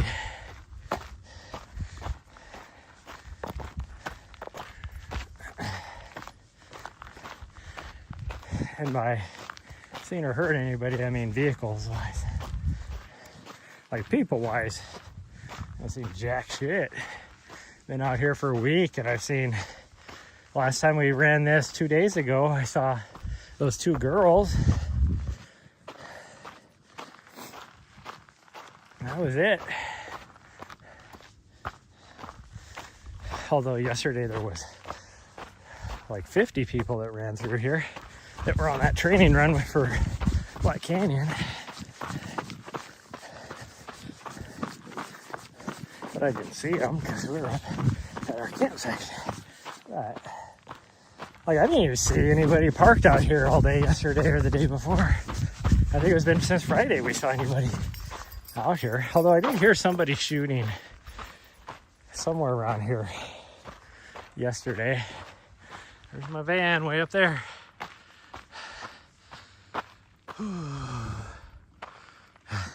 Other Bailey's Mopars are too, yeah.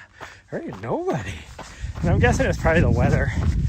The way the weather is, I bet you everybody went further south, or nobody came out here from Phoenix area to camp for the weekend.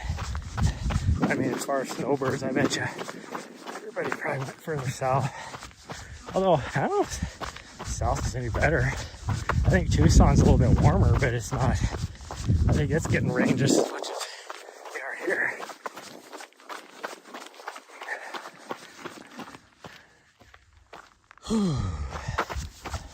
So I thought about moving off to maybe go cruise down to Madera Canyon for a week.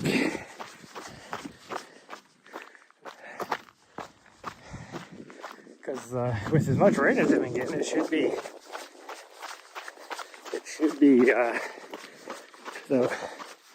all the creek and springs should be running right now, which would be good because some of those runs it's hard for us to carry enough water. And it's been warm enough that I don't think that Mount Wrightson has any snow on it, and she hasn't been to Mount Wrightson. We were gonna do it last winter, but there was too much snow.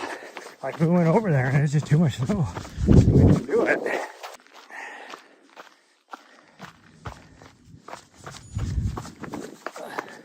That's when we just cruised over to Mount Graham and then hit that area for a little bit, hit Taraqua Wilderness for a little bit.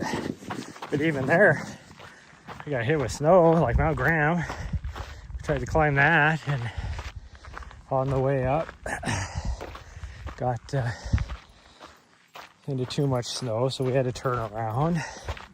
And then Taraqua, the run itself, we did okay. It was super windy, and there was a lot of dead trees up there, so I didn't feel safe being up on that ridge because of how windy it was. And so we were going to just stay up there for a night, and then we had to do an emergency get down off the ridge where we were at camped because it was blizzarding so bad. Like, we got lucky that day. I mean, we would have been fine. We could have stayed there until the snow melted, but we would have been stuck there. Like, I knew it was supposed to rain that night, and I mean, you're only like 30 miles from the Mexican border. It's just weird to think about snow in the mountains because they're only like, 9,500-ish feet tall. Like, they're not, it's not like they're talking 14ers or anything. But yeah, I knew it was supposed to rain after we got done, and I could hear the wind, and then we heard it start to rain, and then I could hear the wind again. Like, well, it started to rain, and the wind, just kicking the rain. You could just hear it just blasting the van. And then all of a sudden it got quiet where you could just hear the wind, and I got a little suspicious. And this is like right after it's this full-on blizzard, just big white fluffy snowflakes, which is why I wasn't hearing the rain anymore. And there was already a good 2 inches of snow on the ground. And this is, in only like half an hour time. So I was like, oh shit. So we got down off of the nice road, like super slippery, muddy. And even with my mud tires, it was kind of sketch getting down off of that thing. And it's super narrow, and there's cliffs all around you. super steep.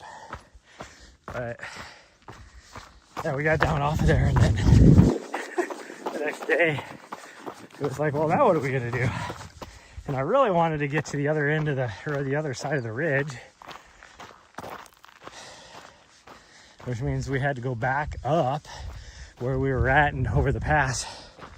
And the reason why we didn't go that way when we were leaving, emergency leave off that mountain, was because I'd never been on that road and I didn't want to go down that road and not know what I was getting myself into. And so I saw this Toyota go by to go up the road, and I was like, well, if he can make it, I can make it. And we got, I don't know, probably 1.5 miles, 2 miles from the top of the pass. And all of a sudden the Toyota was coming back at me. He had turned around, like, because he didn't feel safe going up and over. And I was like, oh shit. Like, is it that bad up there? And he couldn't have been that far ahead of me. Well, then we got to where he turned around. The road wasn't that bad yet. So I pushed forward and it was fine. We made it up and over. A little slick in spots, but yeah, it was easily like 8 inches of snow up on the very, very tippy top. And so then we just went down the other side and found a trail over there to climb. And that other side, holy cow, it's so freaking beautiful over there. It's like a little Sedona area.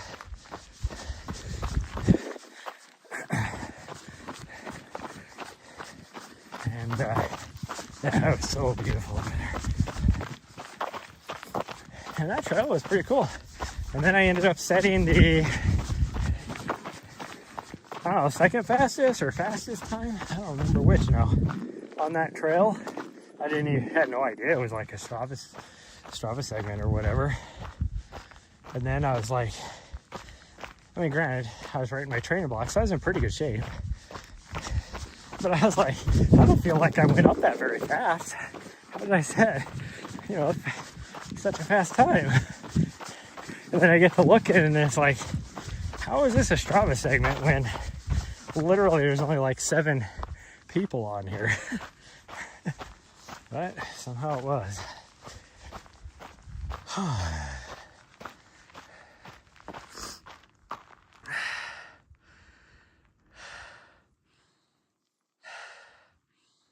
Welcome to Arizona Wilderness. Yeah, it is definitely an acquired taste.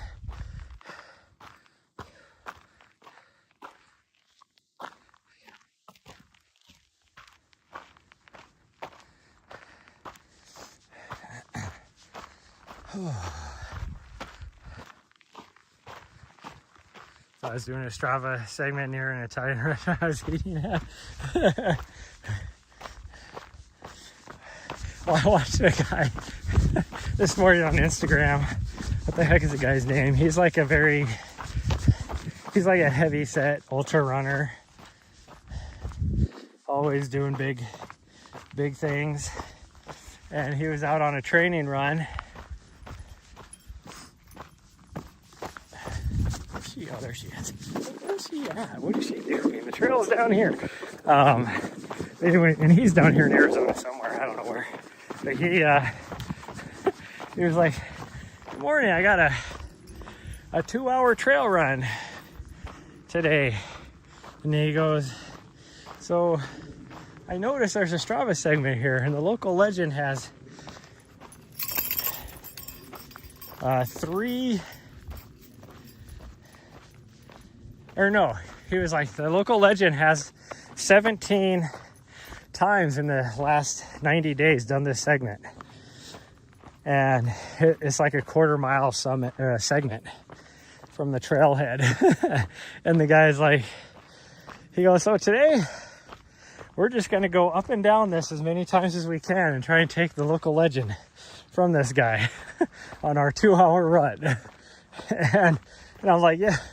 And it's funny because I'm that petty as well, where I've done stuff like that. So it's like, this guy, you know, this is probably part of his, you know, 10K route every day, or not every day, but you know, he only gets that segment as part of like a 10K route. And here this guy is gonna make it his 2-hour run, and he ended up doing it like 18 or 19 times to take the the local legend status down. And it just makes me think of, well, two things. The guy when I was living in DC, it was just my normal route, and I don't upload to Strava every day. So it's just my normal route, and, you know, and I would usually in 90-day period, I'd have like anywhere from 50 to 60 on this 1.5 mile segment in DC. And this guy would, I'd all of a sudden get the email, and it'd be like, uh-oh, so-and-so just took your local legend. And then I'd be like, oh, that's right, I haven't uploaded to Strava for like 6 days. So then I'd upload to Strava and instantly take it back. And I always pictured in my mind what this guy's face looked like when, you know, he would upload and then he'd get the email being like, you're the local legend. And then 5 minutes later, uh-oh, you're not the local legend anymore. And then he'd look and he was like 6 shy of being the local legend, you know.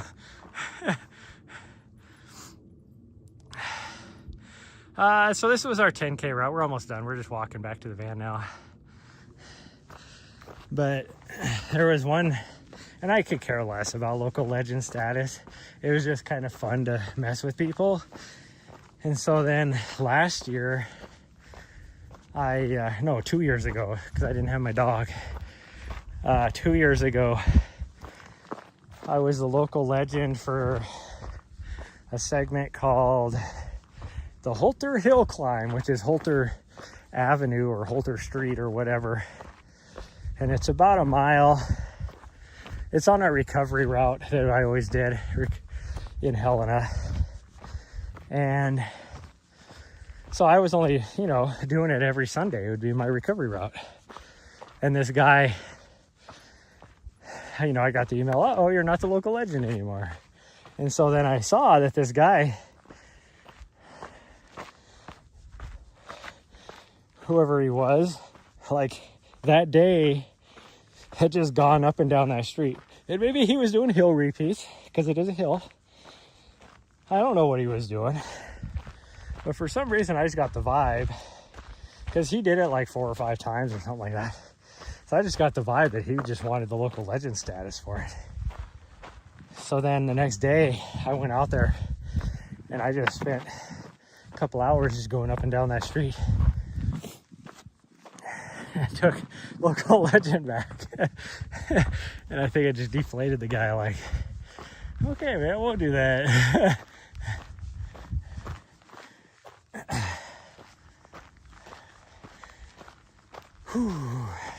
It was really funny. One of my friends here in the last like month and a half or so has been, because there was a lot of routes even on Mount Helena that I was local legend status on. And it's like, I don't know how that's possible. I only have like, you know, 3 on that route, you know, on Mount Helena. I'm like, there's people up here all the time. Like, how am I because I don't run up here all the time. Well, then I think it gave one of my friends, who was smoking hot, by the way.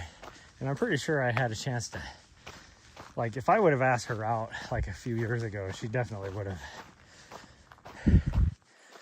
said yes. Now she's seeing some other guy, so it doesn't matter, but she just posted on her IG a picture. I'm guessing it's probably her birthday or something, and I was like, holy cow, gosh dang, she's smoking hot. Isn't compatible necessarily with my lifestyle, so that's the only reason why I never pursued it. But anyways, she's been taking down my local legend stuff, so I'm guessing she's getting great satisfaction in that. Whew. Well, good news, the van's still running, so that's good. No idea where my dog's at. She gave up. She's like, since I wasn't here, she's like, whatever. A lot of times she'll come over here because she gets here before I do. And she'll come to the van and then she'll just do circles and be looking at the door like, why won't you let me in? I'm right here. And it's like, because I'm a quarter mile behind you, you fool.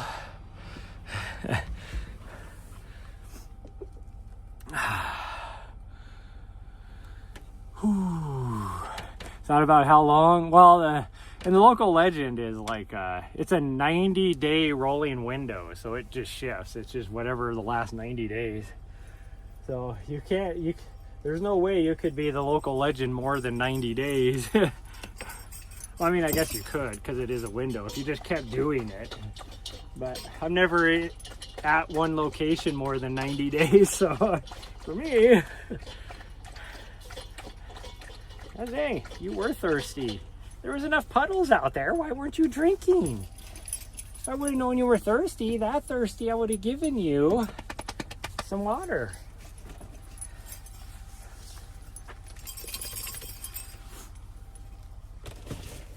Oh. Okay, let's open the back door, see how we're starting it. Huh?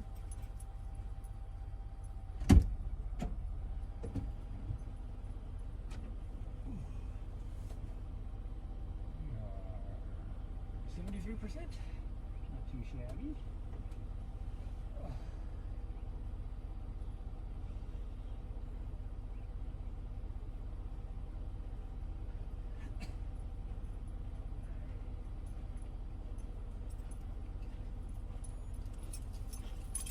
Okay, 6.8 miles. We're only up to 73%.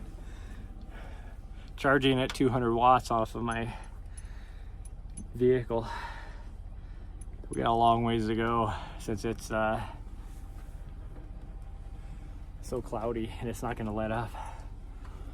She may become single again. Nah, like I said, she's a single mom. She has 2 kids. And I live the van life, so it just wouldn't work out. What are you doing? Huh? What are you doing? Oh, so happy. Oh, somebody's so happy. She's got the little happy wiggles going on. All that. I should give her a treat. Piece of jerky. You want some jerky? Yeah. Oh. One. What kind you want? You want chicken, tuna, or pork?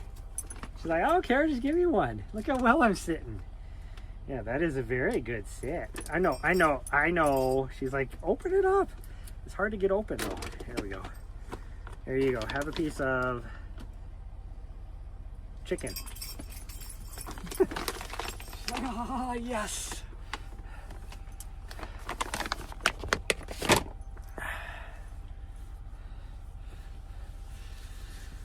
Oh, I am sweaty. So sweaty. I might actually leave this out. And then if it does rain, it can wash it out.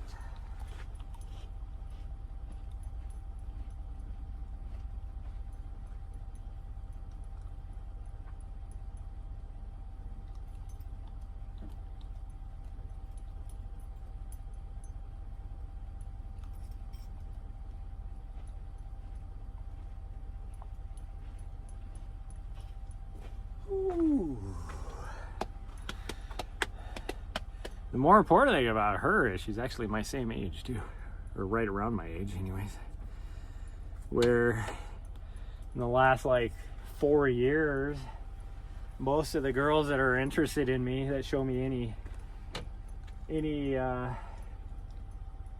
what's the word?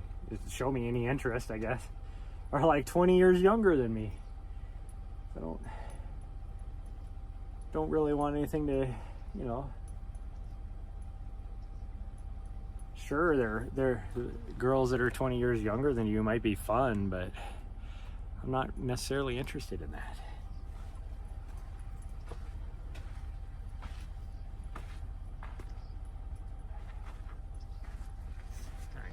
another piece. She worked her butt off. She deserves another piece. She's like, oh, you just grabbed the bag again. Yep, I did. Oh, you want a piece of tuna? Here, have a piece of tuna. There you go. That gets your omega-3s. I better put that away now before she sees me grab it again, and then she's like, oh, another piece.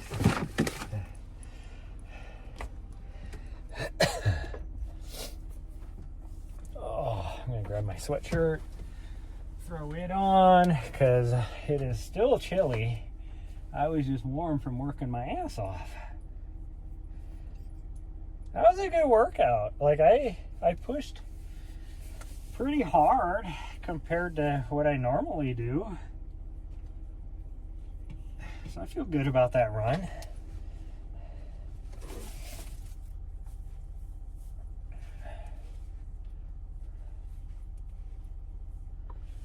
$10:43, huh?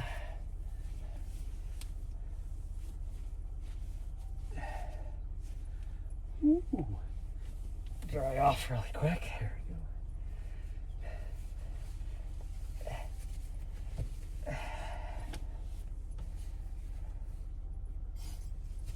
Oh, my nipples are hard. A little bit chilly. Hi, sweet girl.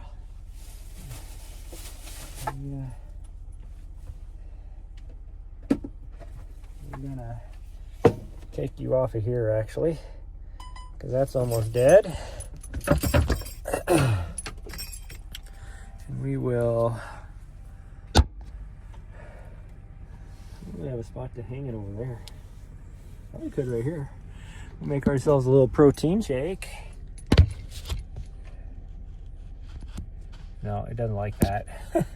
How about the knives? Oh, there we go. That'll work. Because that's a magnet. That's my knife holder that has some magnets on it. But it's actually all my utensils, like my knives and forks and spoons and whatever.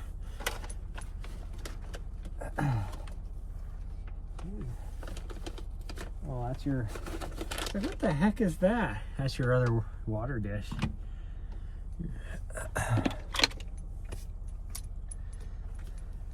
I want cold water. Cold water. Ooh, we got some blueberries. I want to be a bouncing blueberry. Some cold water. I always keep a water bottle with water in my fridge. That way I always have cold water. Like cold water, I mean.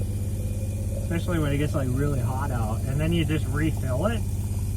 Because usually I'm filling up, you know, a blender bottle. So it only uses like 3/4, 2/3 of this bottle. And then it's still relatively cold. Then you put it back in there and it gets cold really fast. Huh. You want your towel or your blankie on you? Oh, I didn't, I filled that too far.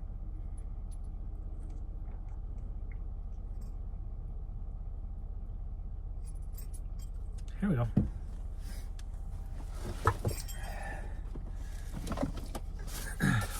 Why do you keep snapping her head back? Like, what are you doing? A little collagen peptides, which I'm almost out of. I'm gonna have to get some more.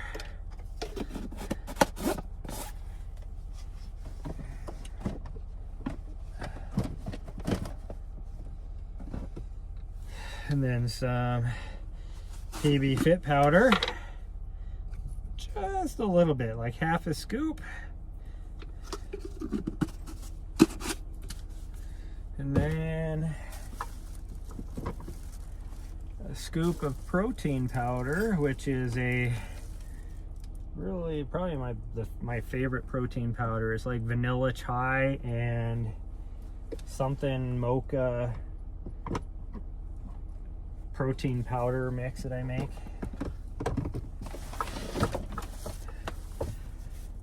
Like you can buy this stuff at like Safeway type stores. They have it in there. the brand, and then I buy both kinds. They only have 2 flavors. One is like the mocha or whatever, and then one is the other. And so I mix the 2 together. I buy a bag of each, and then I mix it together, and I have one of those, like what you would store like rice or beans or whatever in type of container that I just keep it in.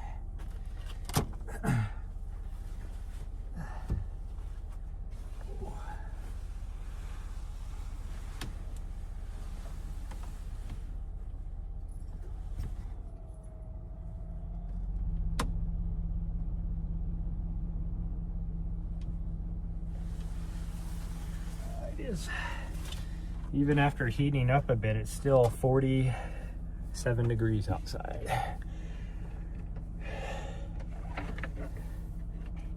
Why are you looking at me like that? She keeps looking back at me like, what are you doing? Oh, she knows I have the blueberries. That's why she keeps looking back at me.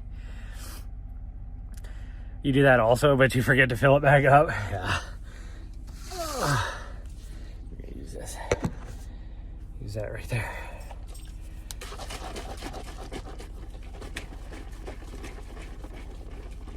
Been trying to do more protein because this is like 100 and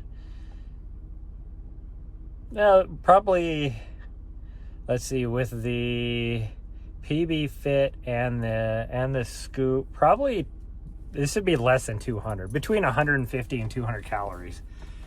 And I always put more water in than they tell you to, just because that helps as well, you know, for filling up your belly. And then that way I don't eat as much for lunch, because I am really trying to lose some weight. Oh, if I could only get back to when I was in like really fit. I wish I could. Like my fitness is better, but like my long endurance fitness is better. But I am way fatter than I used to be, and I want to be. I haven't weighed this much since 2016. And I had to do a drastic life change back then. So that tells you something right there.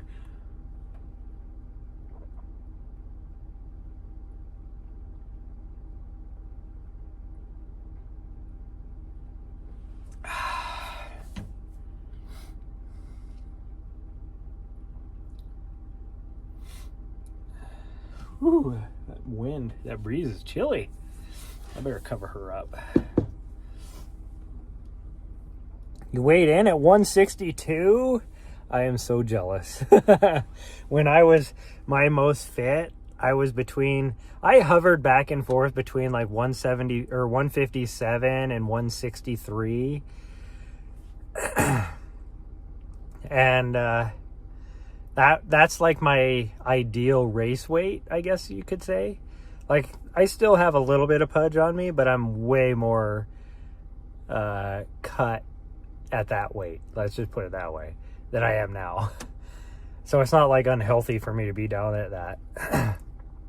But I weighed myself before I left Montana, and I guarantee I probably even gained a couple pounds since then, and I was at 189 up in Montana.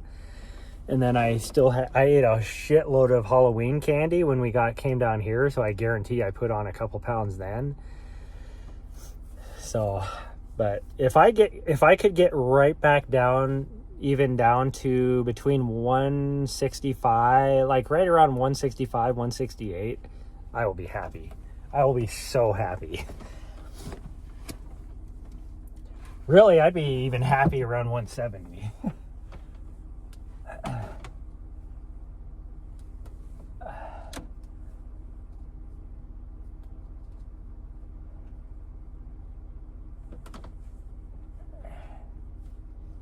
There you go, sweet girl. Put her blanket up there on top of her for her. But the last time I was at that weight, in the 160s probably even, I would say mid 160s, maybe even a little bit less than that. But the last time I was down at that was when I was done in, when I was over in Europe after UTMB, because I wasn't eating that much. I was literally eating like one meal a day usually, and that was breakfast. Because I had free breakfast included whenever I went to the hostels, and so I would just eat like as much as I could, and then that's what I had for the rest of the day.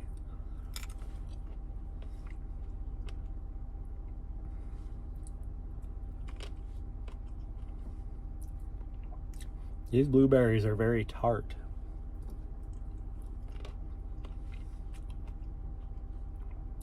Which, I mean, makes sense. You're this time of year, because where are these blueberries from? Probably like South America. Product of Mexico. Okay, so they're Mexican blueberries.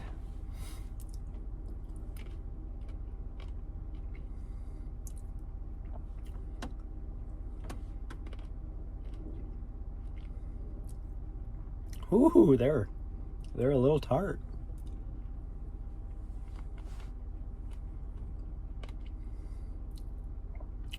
Usually hover between 170 and 175. Yeah, I'd be happy with 175 right now.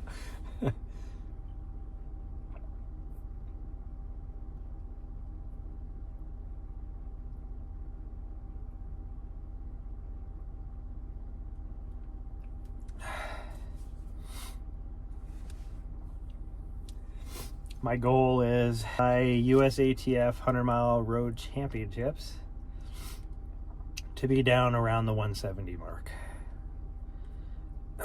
which should be doable. That's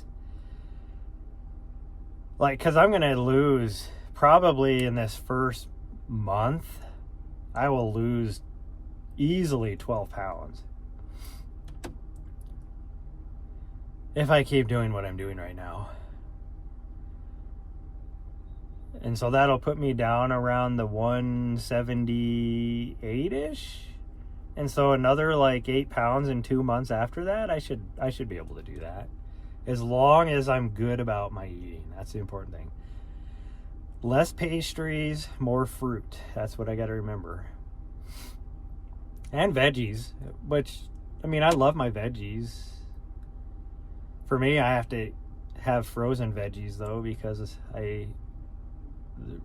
fresh veggies go like spoil too fast. I don't have a good place for it.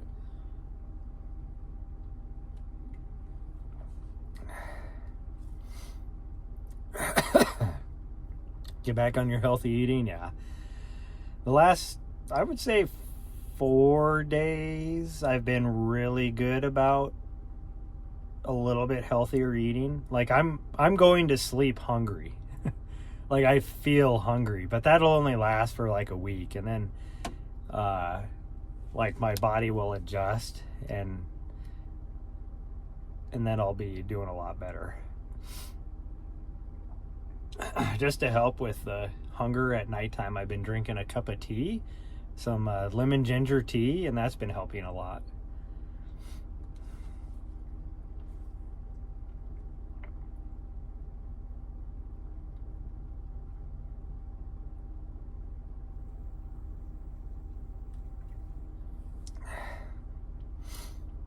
Haven't ate junk. Didn't care as much to regain some post-marathon weight. Yeah, I'm gonna take this overlay off. Oopsies. Now that we're done, we don't need that on. We don't need that on. There we go. Now I can read chat.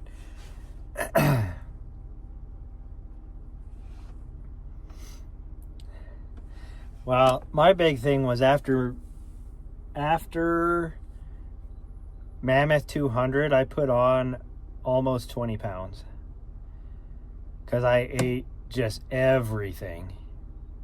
Plus it was right around, fall time, and me, I love fall baking. I just love my pastries. So it's like I just was eating everything.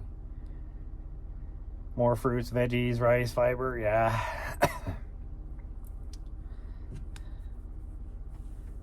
I need to find my bag of rice that I have in here.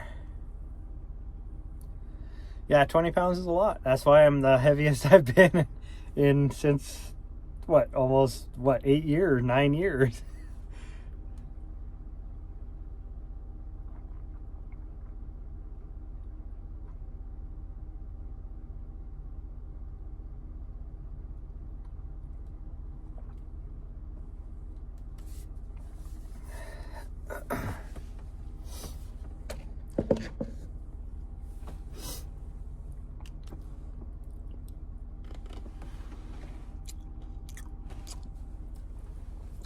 All right, you want a blueberry?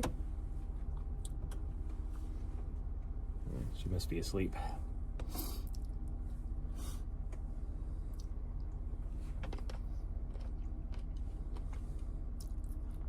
Oh, I definitely feel fat. That's why these uphills have been hurting me so much. An extra 20 pounds is a lot. That's more than 10% of my body weight. Like an extra 10% of my body weight trying to run uphill is a lot.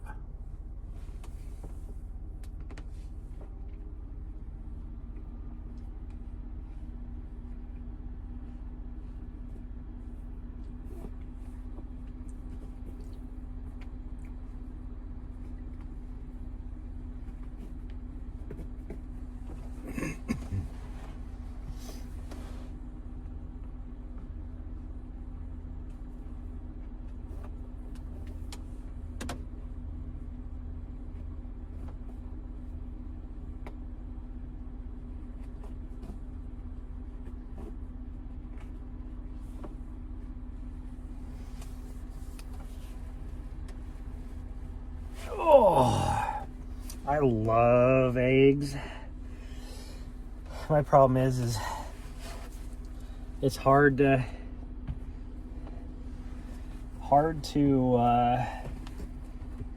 carry eggs around in a van when you're bouncing around on roads. Like, you can get like the liquid eggs, you know, they're just not the same, for one.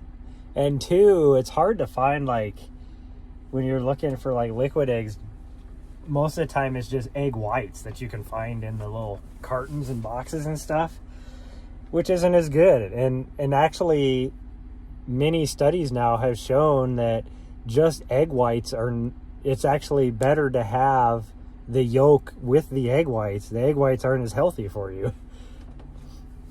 Like, whole eggs is what you need.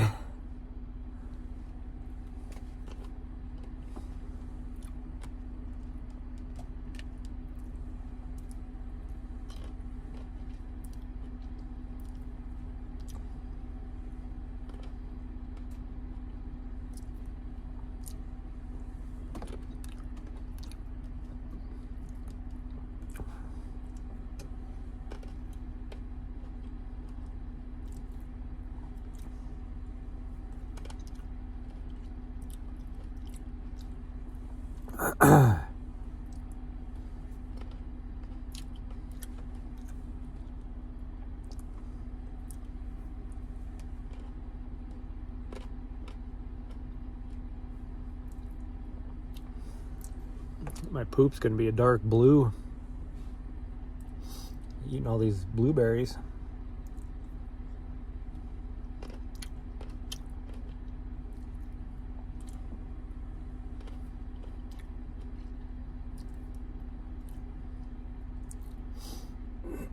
It just has a weird taste to it. Yeah.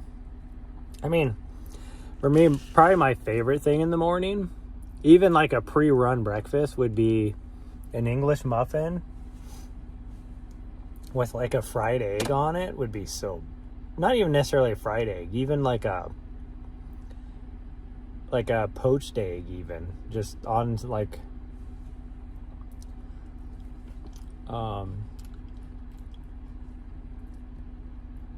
on an English muffin would be so tasty. I love that.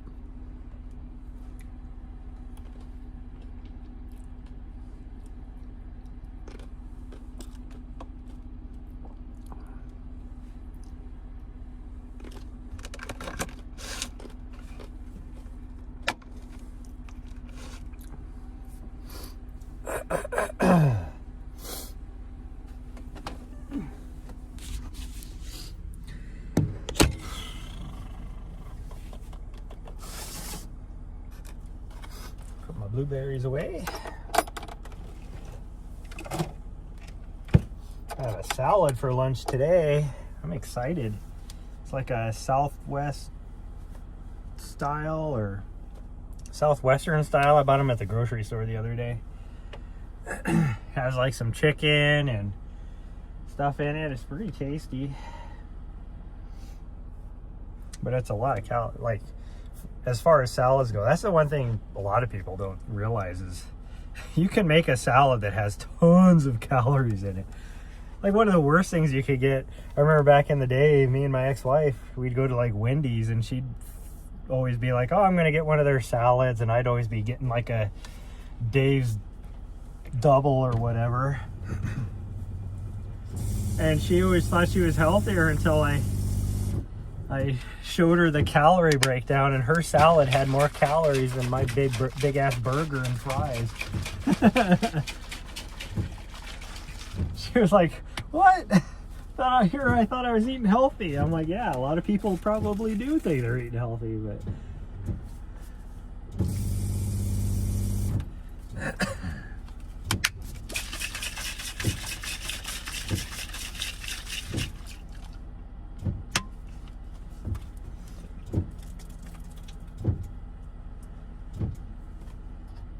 it's like one of the worst like things you could get at a fast food place was the chicken strip meal from like Dairy Queen. That thing had like 3,000 calories. Yeah, they are so bad. Well, and dressing is like, unless you get, surprisingly, I'm gonna shut that door just because there's a breeze coming through here, which is freezing. Surprisingly, like a oil vinaigrette is one of the healthiest like salad dressings you can get. You think of it, it's just nothing but like vinegar and oil, you know, like that it wouldn't that it can't be healthy, but it's actually calorie wise is one of the healthiest. Same like my favorite, I love blue cheese dressing, and so my favorite is like blue cheese dressing. But where can I put you guys? I gotta change my shorts, they're like super sweaty. This direction, actually I can, yeah, I don't think you'll be able, I don't think there's anything that is reflecting, is there? I know you guys won't tell me either. The Spice Girl's on, she'd be having her magnifying glass out. I know it. Just joking, Spice Girl, if you're watching.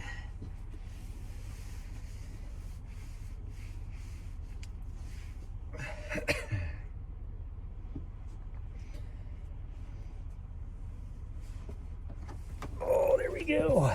Can I join you? Am I allowed to join you up here? Oh, I gotta put this over here. Oops. Ooh, I kind of want a coffee. You won't look at my butt? Well, I don't care if people look at my butt. I just care about the term of service. I don't want to get banned. Yeah, she had a good run. She's over here. I'll get her over here. Big old sigh. Are we sleeping?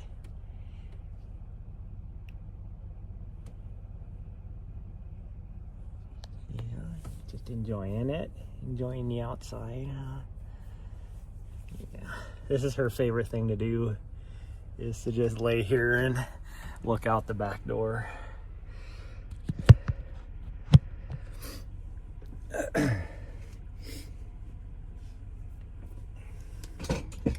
me make some hot water.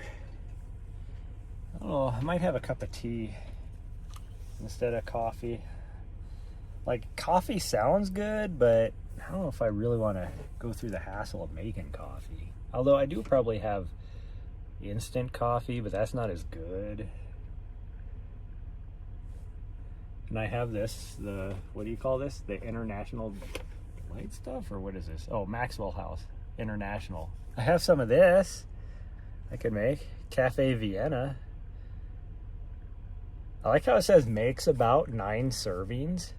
How many freaking scoops are you supposed to put in that? Because I never... Like, for me, this is like probably 30 servings.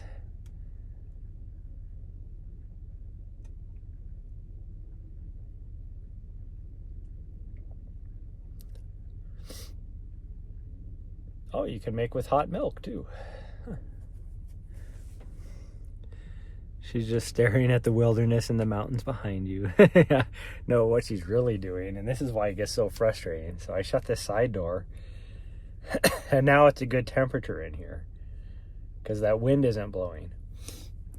And then I'll get busy doing something, like I'll have the computer on me or whatever, you know, working on something. And then she sees like a little lizard or a mouse or a rabbit or whatever out there, and she wants to run out the side door. So then I have to jump up, open the side door, and then she'll go and do that. And then I can't close the side door because she needs to get back in eventually. And so then she'll come back after like 5 minutes, and then she'll lay right back down again. And then I have to shut the side door because it's cold in here. And then 10 minutes later again, she sees something and she's like, I must go chase it. So it's a constant just back and forth. Well, I was gonna sit over there, but I think we'll put our pillows right here. This is my work because I could, if I wanted to, I could set my chair up. I have a table that is stored underneath my bed, so I could pull the table out, set my chair up, have like a little desk and stuff to sit outside with, which I wouldn't want to do with it being so cold right now anyway. And I don't like to just sit on my bed per se. So I end up, this is my little work spot, because I can just sit here like this, and I got my little computer thing right here that moves. So then I just take my laptop and I can just sit here and work. This is how I get my work done throughout the day.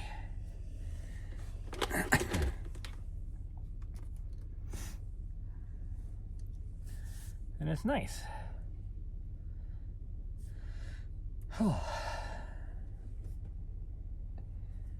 And we're up to 74% on the battery, so I'm just going to keep letting my vehicle run at least for another 2% maybe. I mean, if we would just get a little bit of sun, I'd be okay right now. But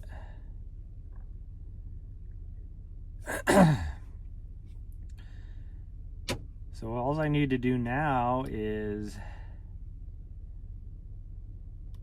finish up the edit on the one I'm working on now, and hopefully have it uploaded tomorrow morning for your viewing pleasure. And then I can start the rough edit on what I've been doing. Is it's been working pretty good, is while it's uploading, because it takes forever to upload to YouTube when you're operating off of a Starlink. It's like an hour and a half usually for an upload.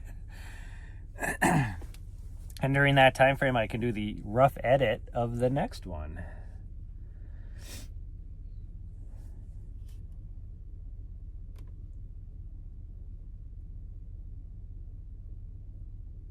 Oh, I don't have internet on. I was like, what? Yeah, I don't have my internet on right now, so.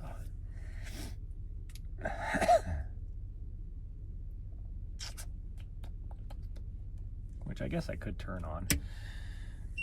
Turn my inverter on. I'm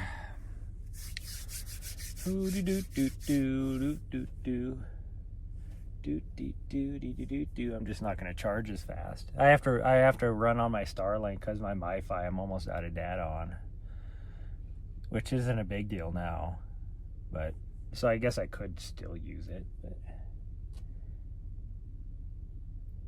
I don't know when my new cycle ends.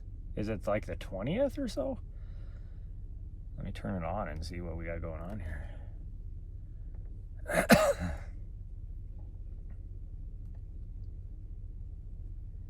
Oh, I'm gonna heat up some water. I definitely want something.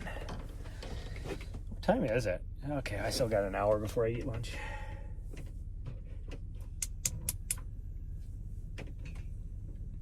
Is there enough water in here? Yeah, there should be.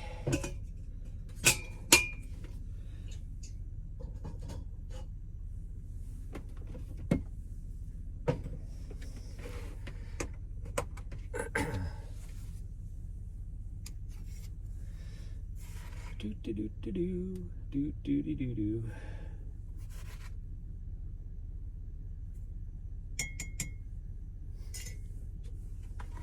There's no way this is 9 servings. Who is putting that much crap? 130 calories per serving. Gosh dang.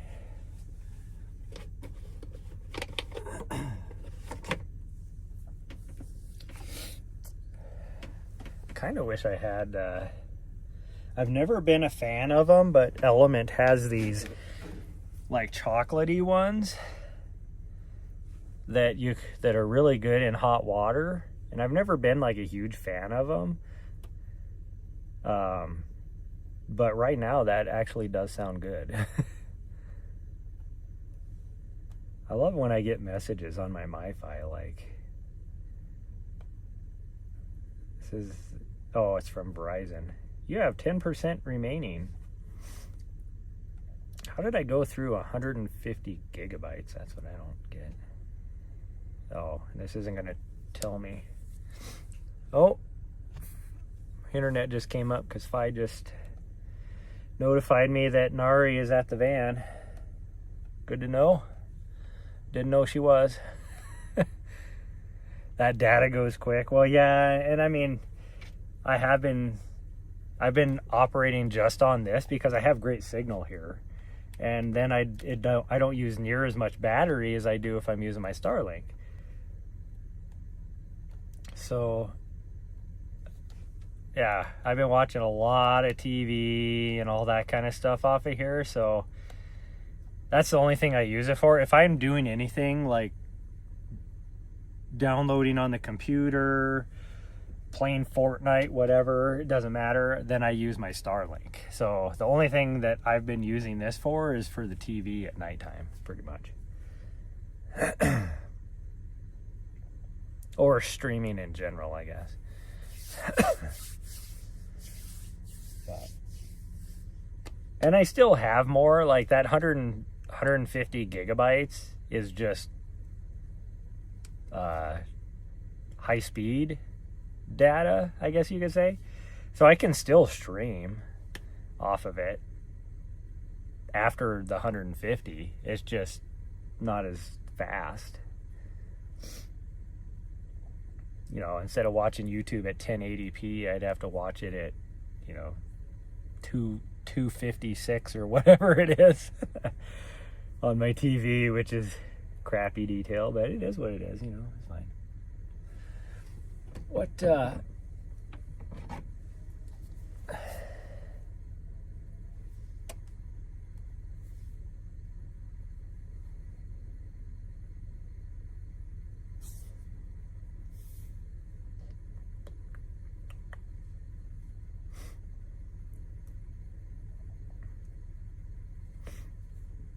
I wonder if my mod account is working. Hey, yep, it is.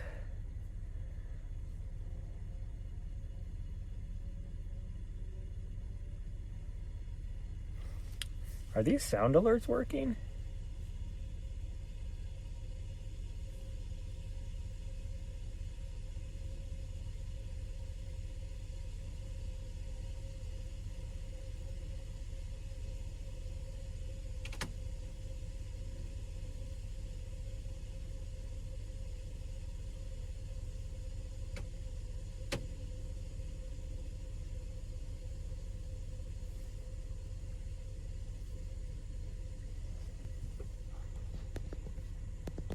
I don't think my sound alerts are working.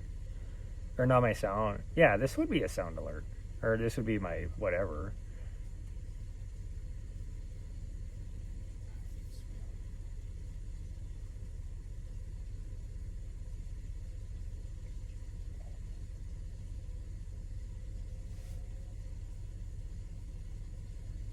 Oh, it's because it wants me to log in.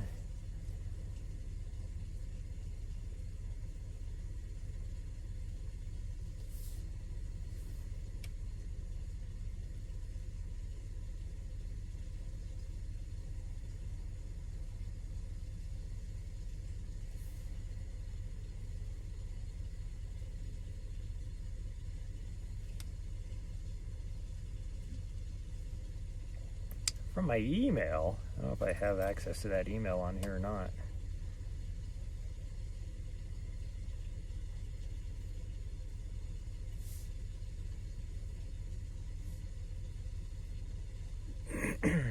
I do. Look at that. 822-242.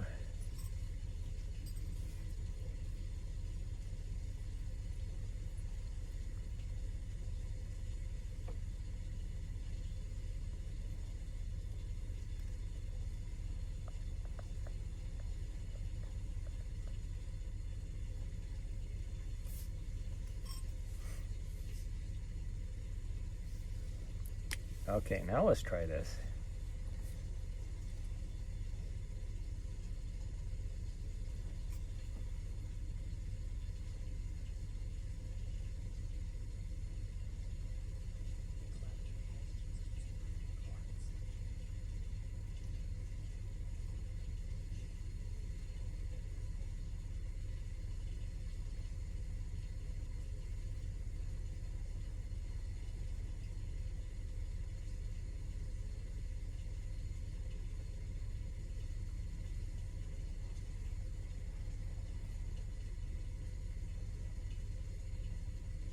I don't know how this works. How do you use Blurp? I've never used it before.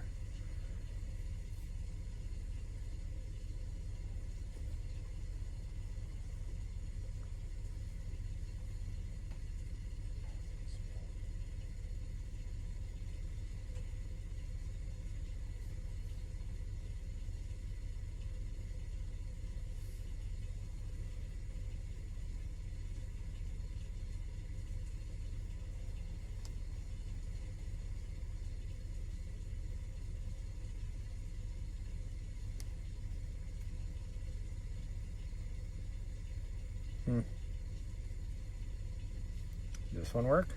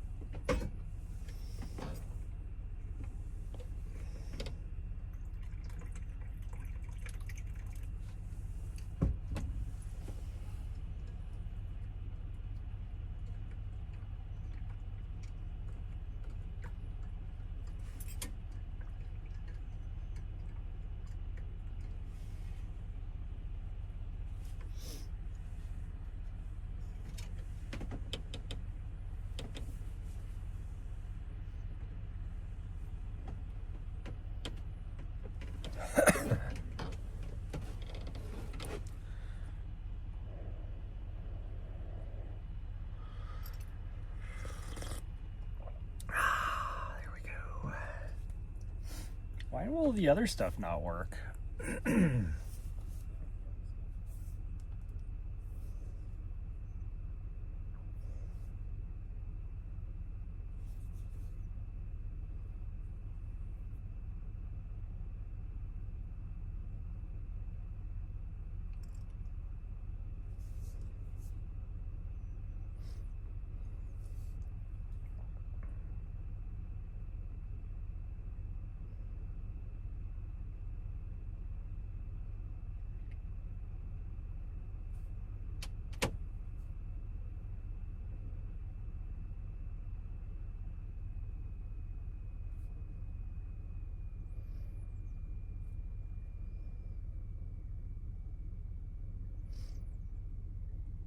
I'm gonna have to figure this out because I don't know how to do this.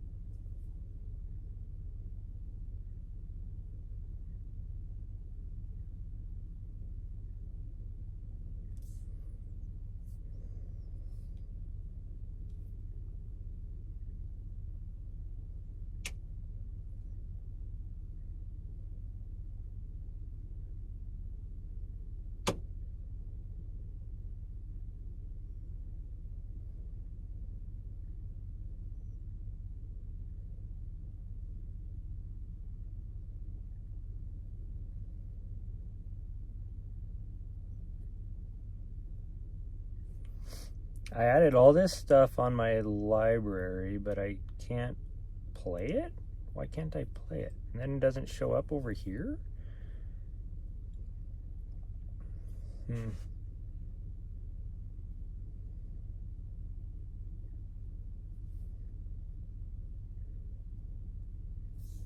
I don't know. I don't know how to use it.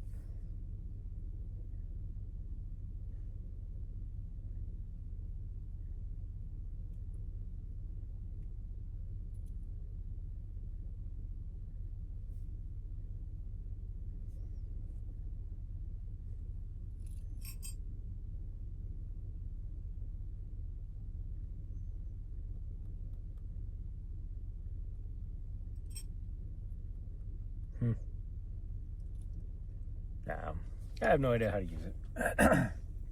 Okay, well, that is going to actually be it for today. I'm going to get some work done. Work on the final edit on my video that hopefully will drop tomorrow. One did drop today on my YouTube, so go to my YouTube, check it out.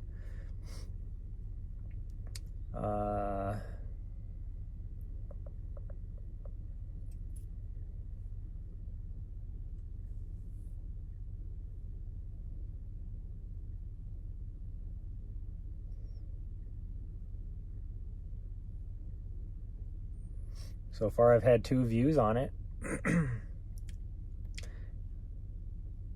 If anything, you get to see me have a pretty nasty fall, which is fun.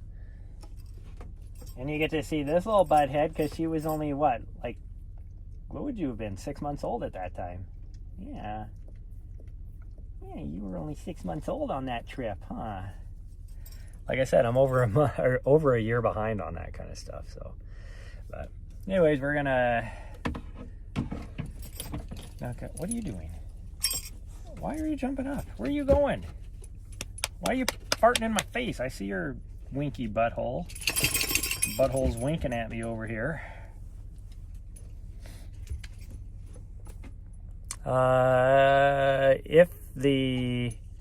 Don't get sassy with me. If the weather is decent, we'll do another run tonight. Maybe either the little loop or just a 5K. We'll see. She's getting all sassy with me for some reason. I don't know why. Otherwise, I'll see you guys tomorrow morning. The plan is we're probably, I don't know. I'll figure out this week. We might stay here for at least a couple more days. But we're going to have to move on by this weekend. Well, really by next Monday, we have to move. So we'll see what we plan on doing. And then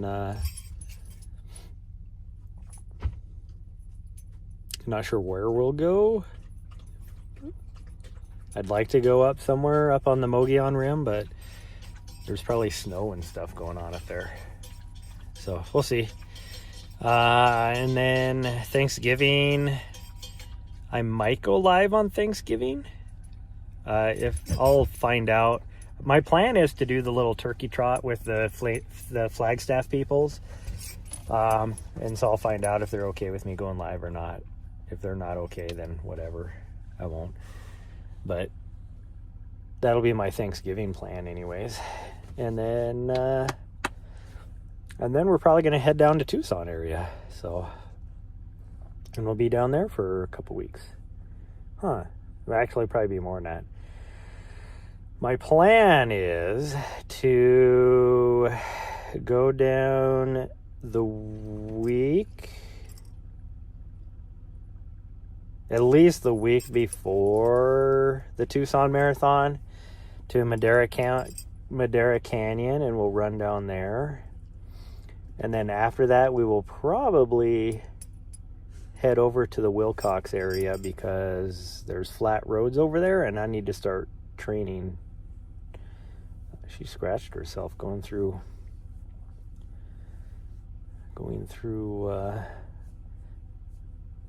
cactus or brush or something. Yeah, so then we'll be down in a lot of that area for, as long as we can. We'll just move around, probably over in that whole area over there. But we'll see. Yeah.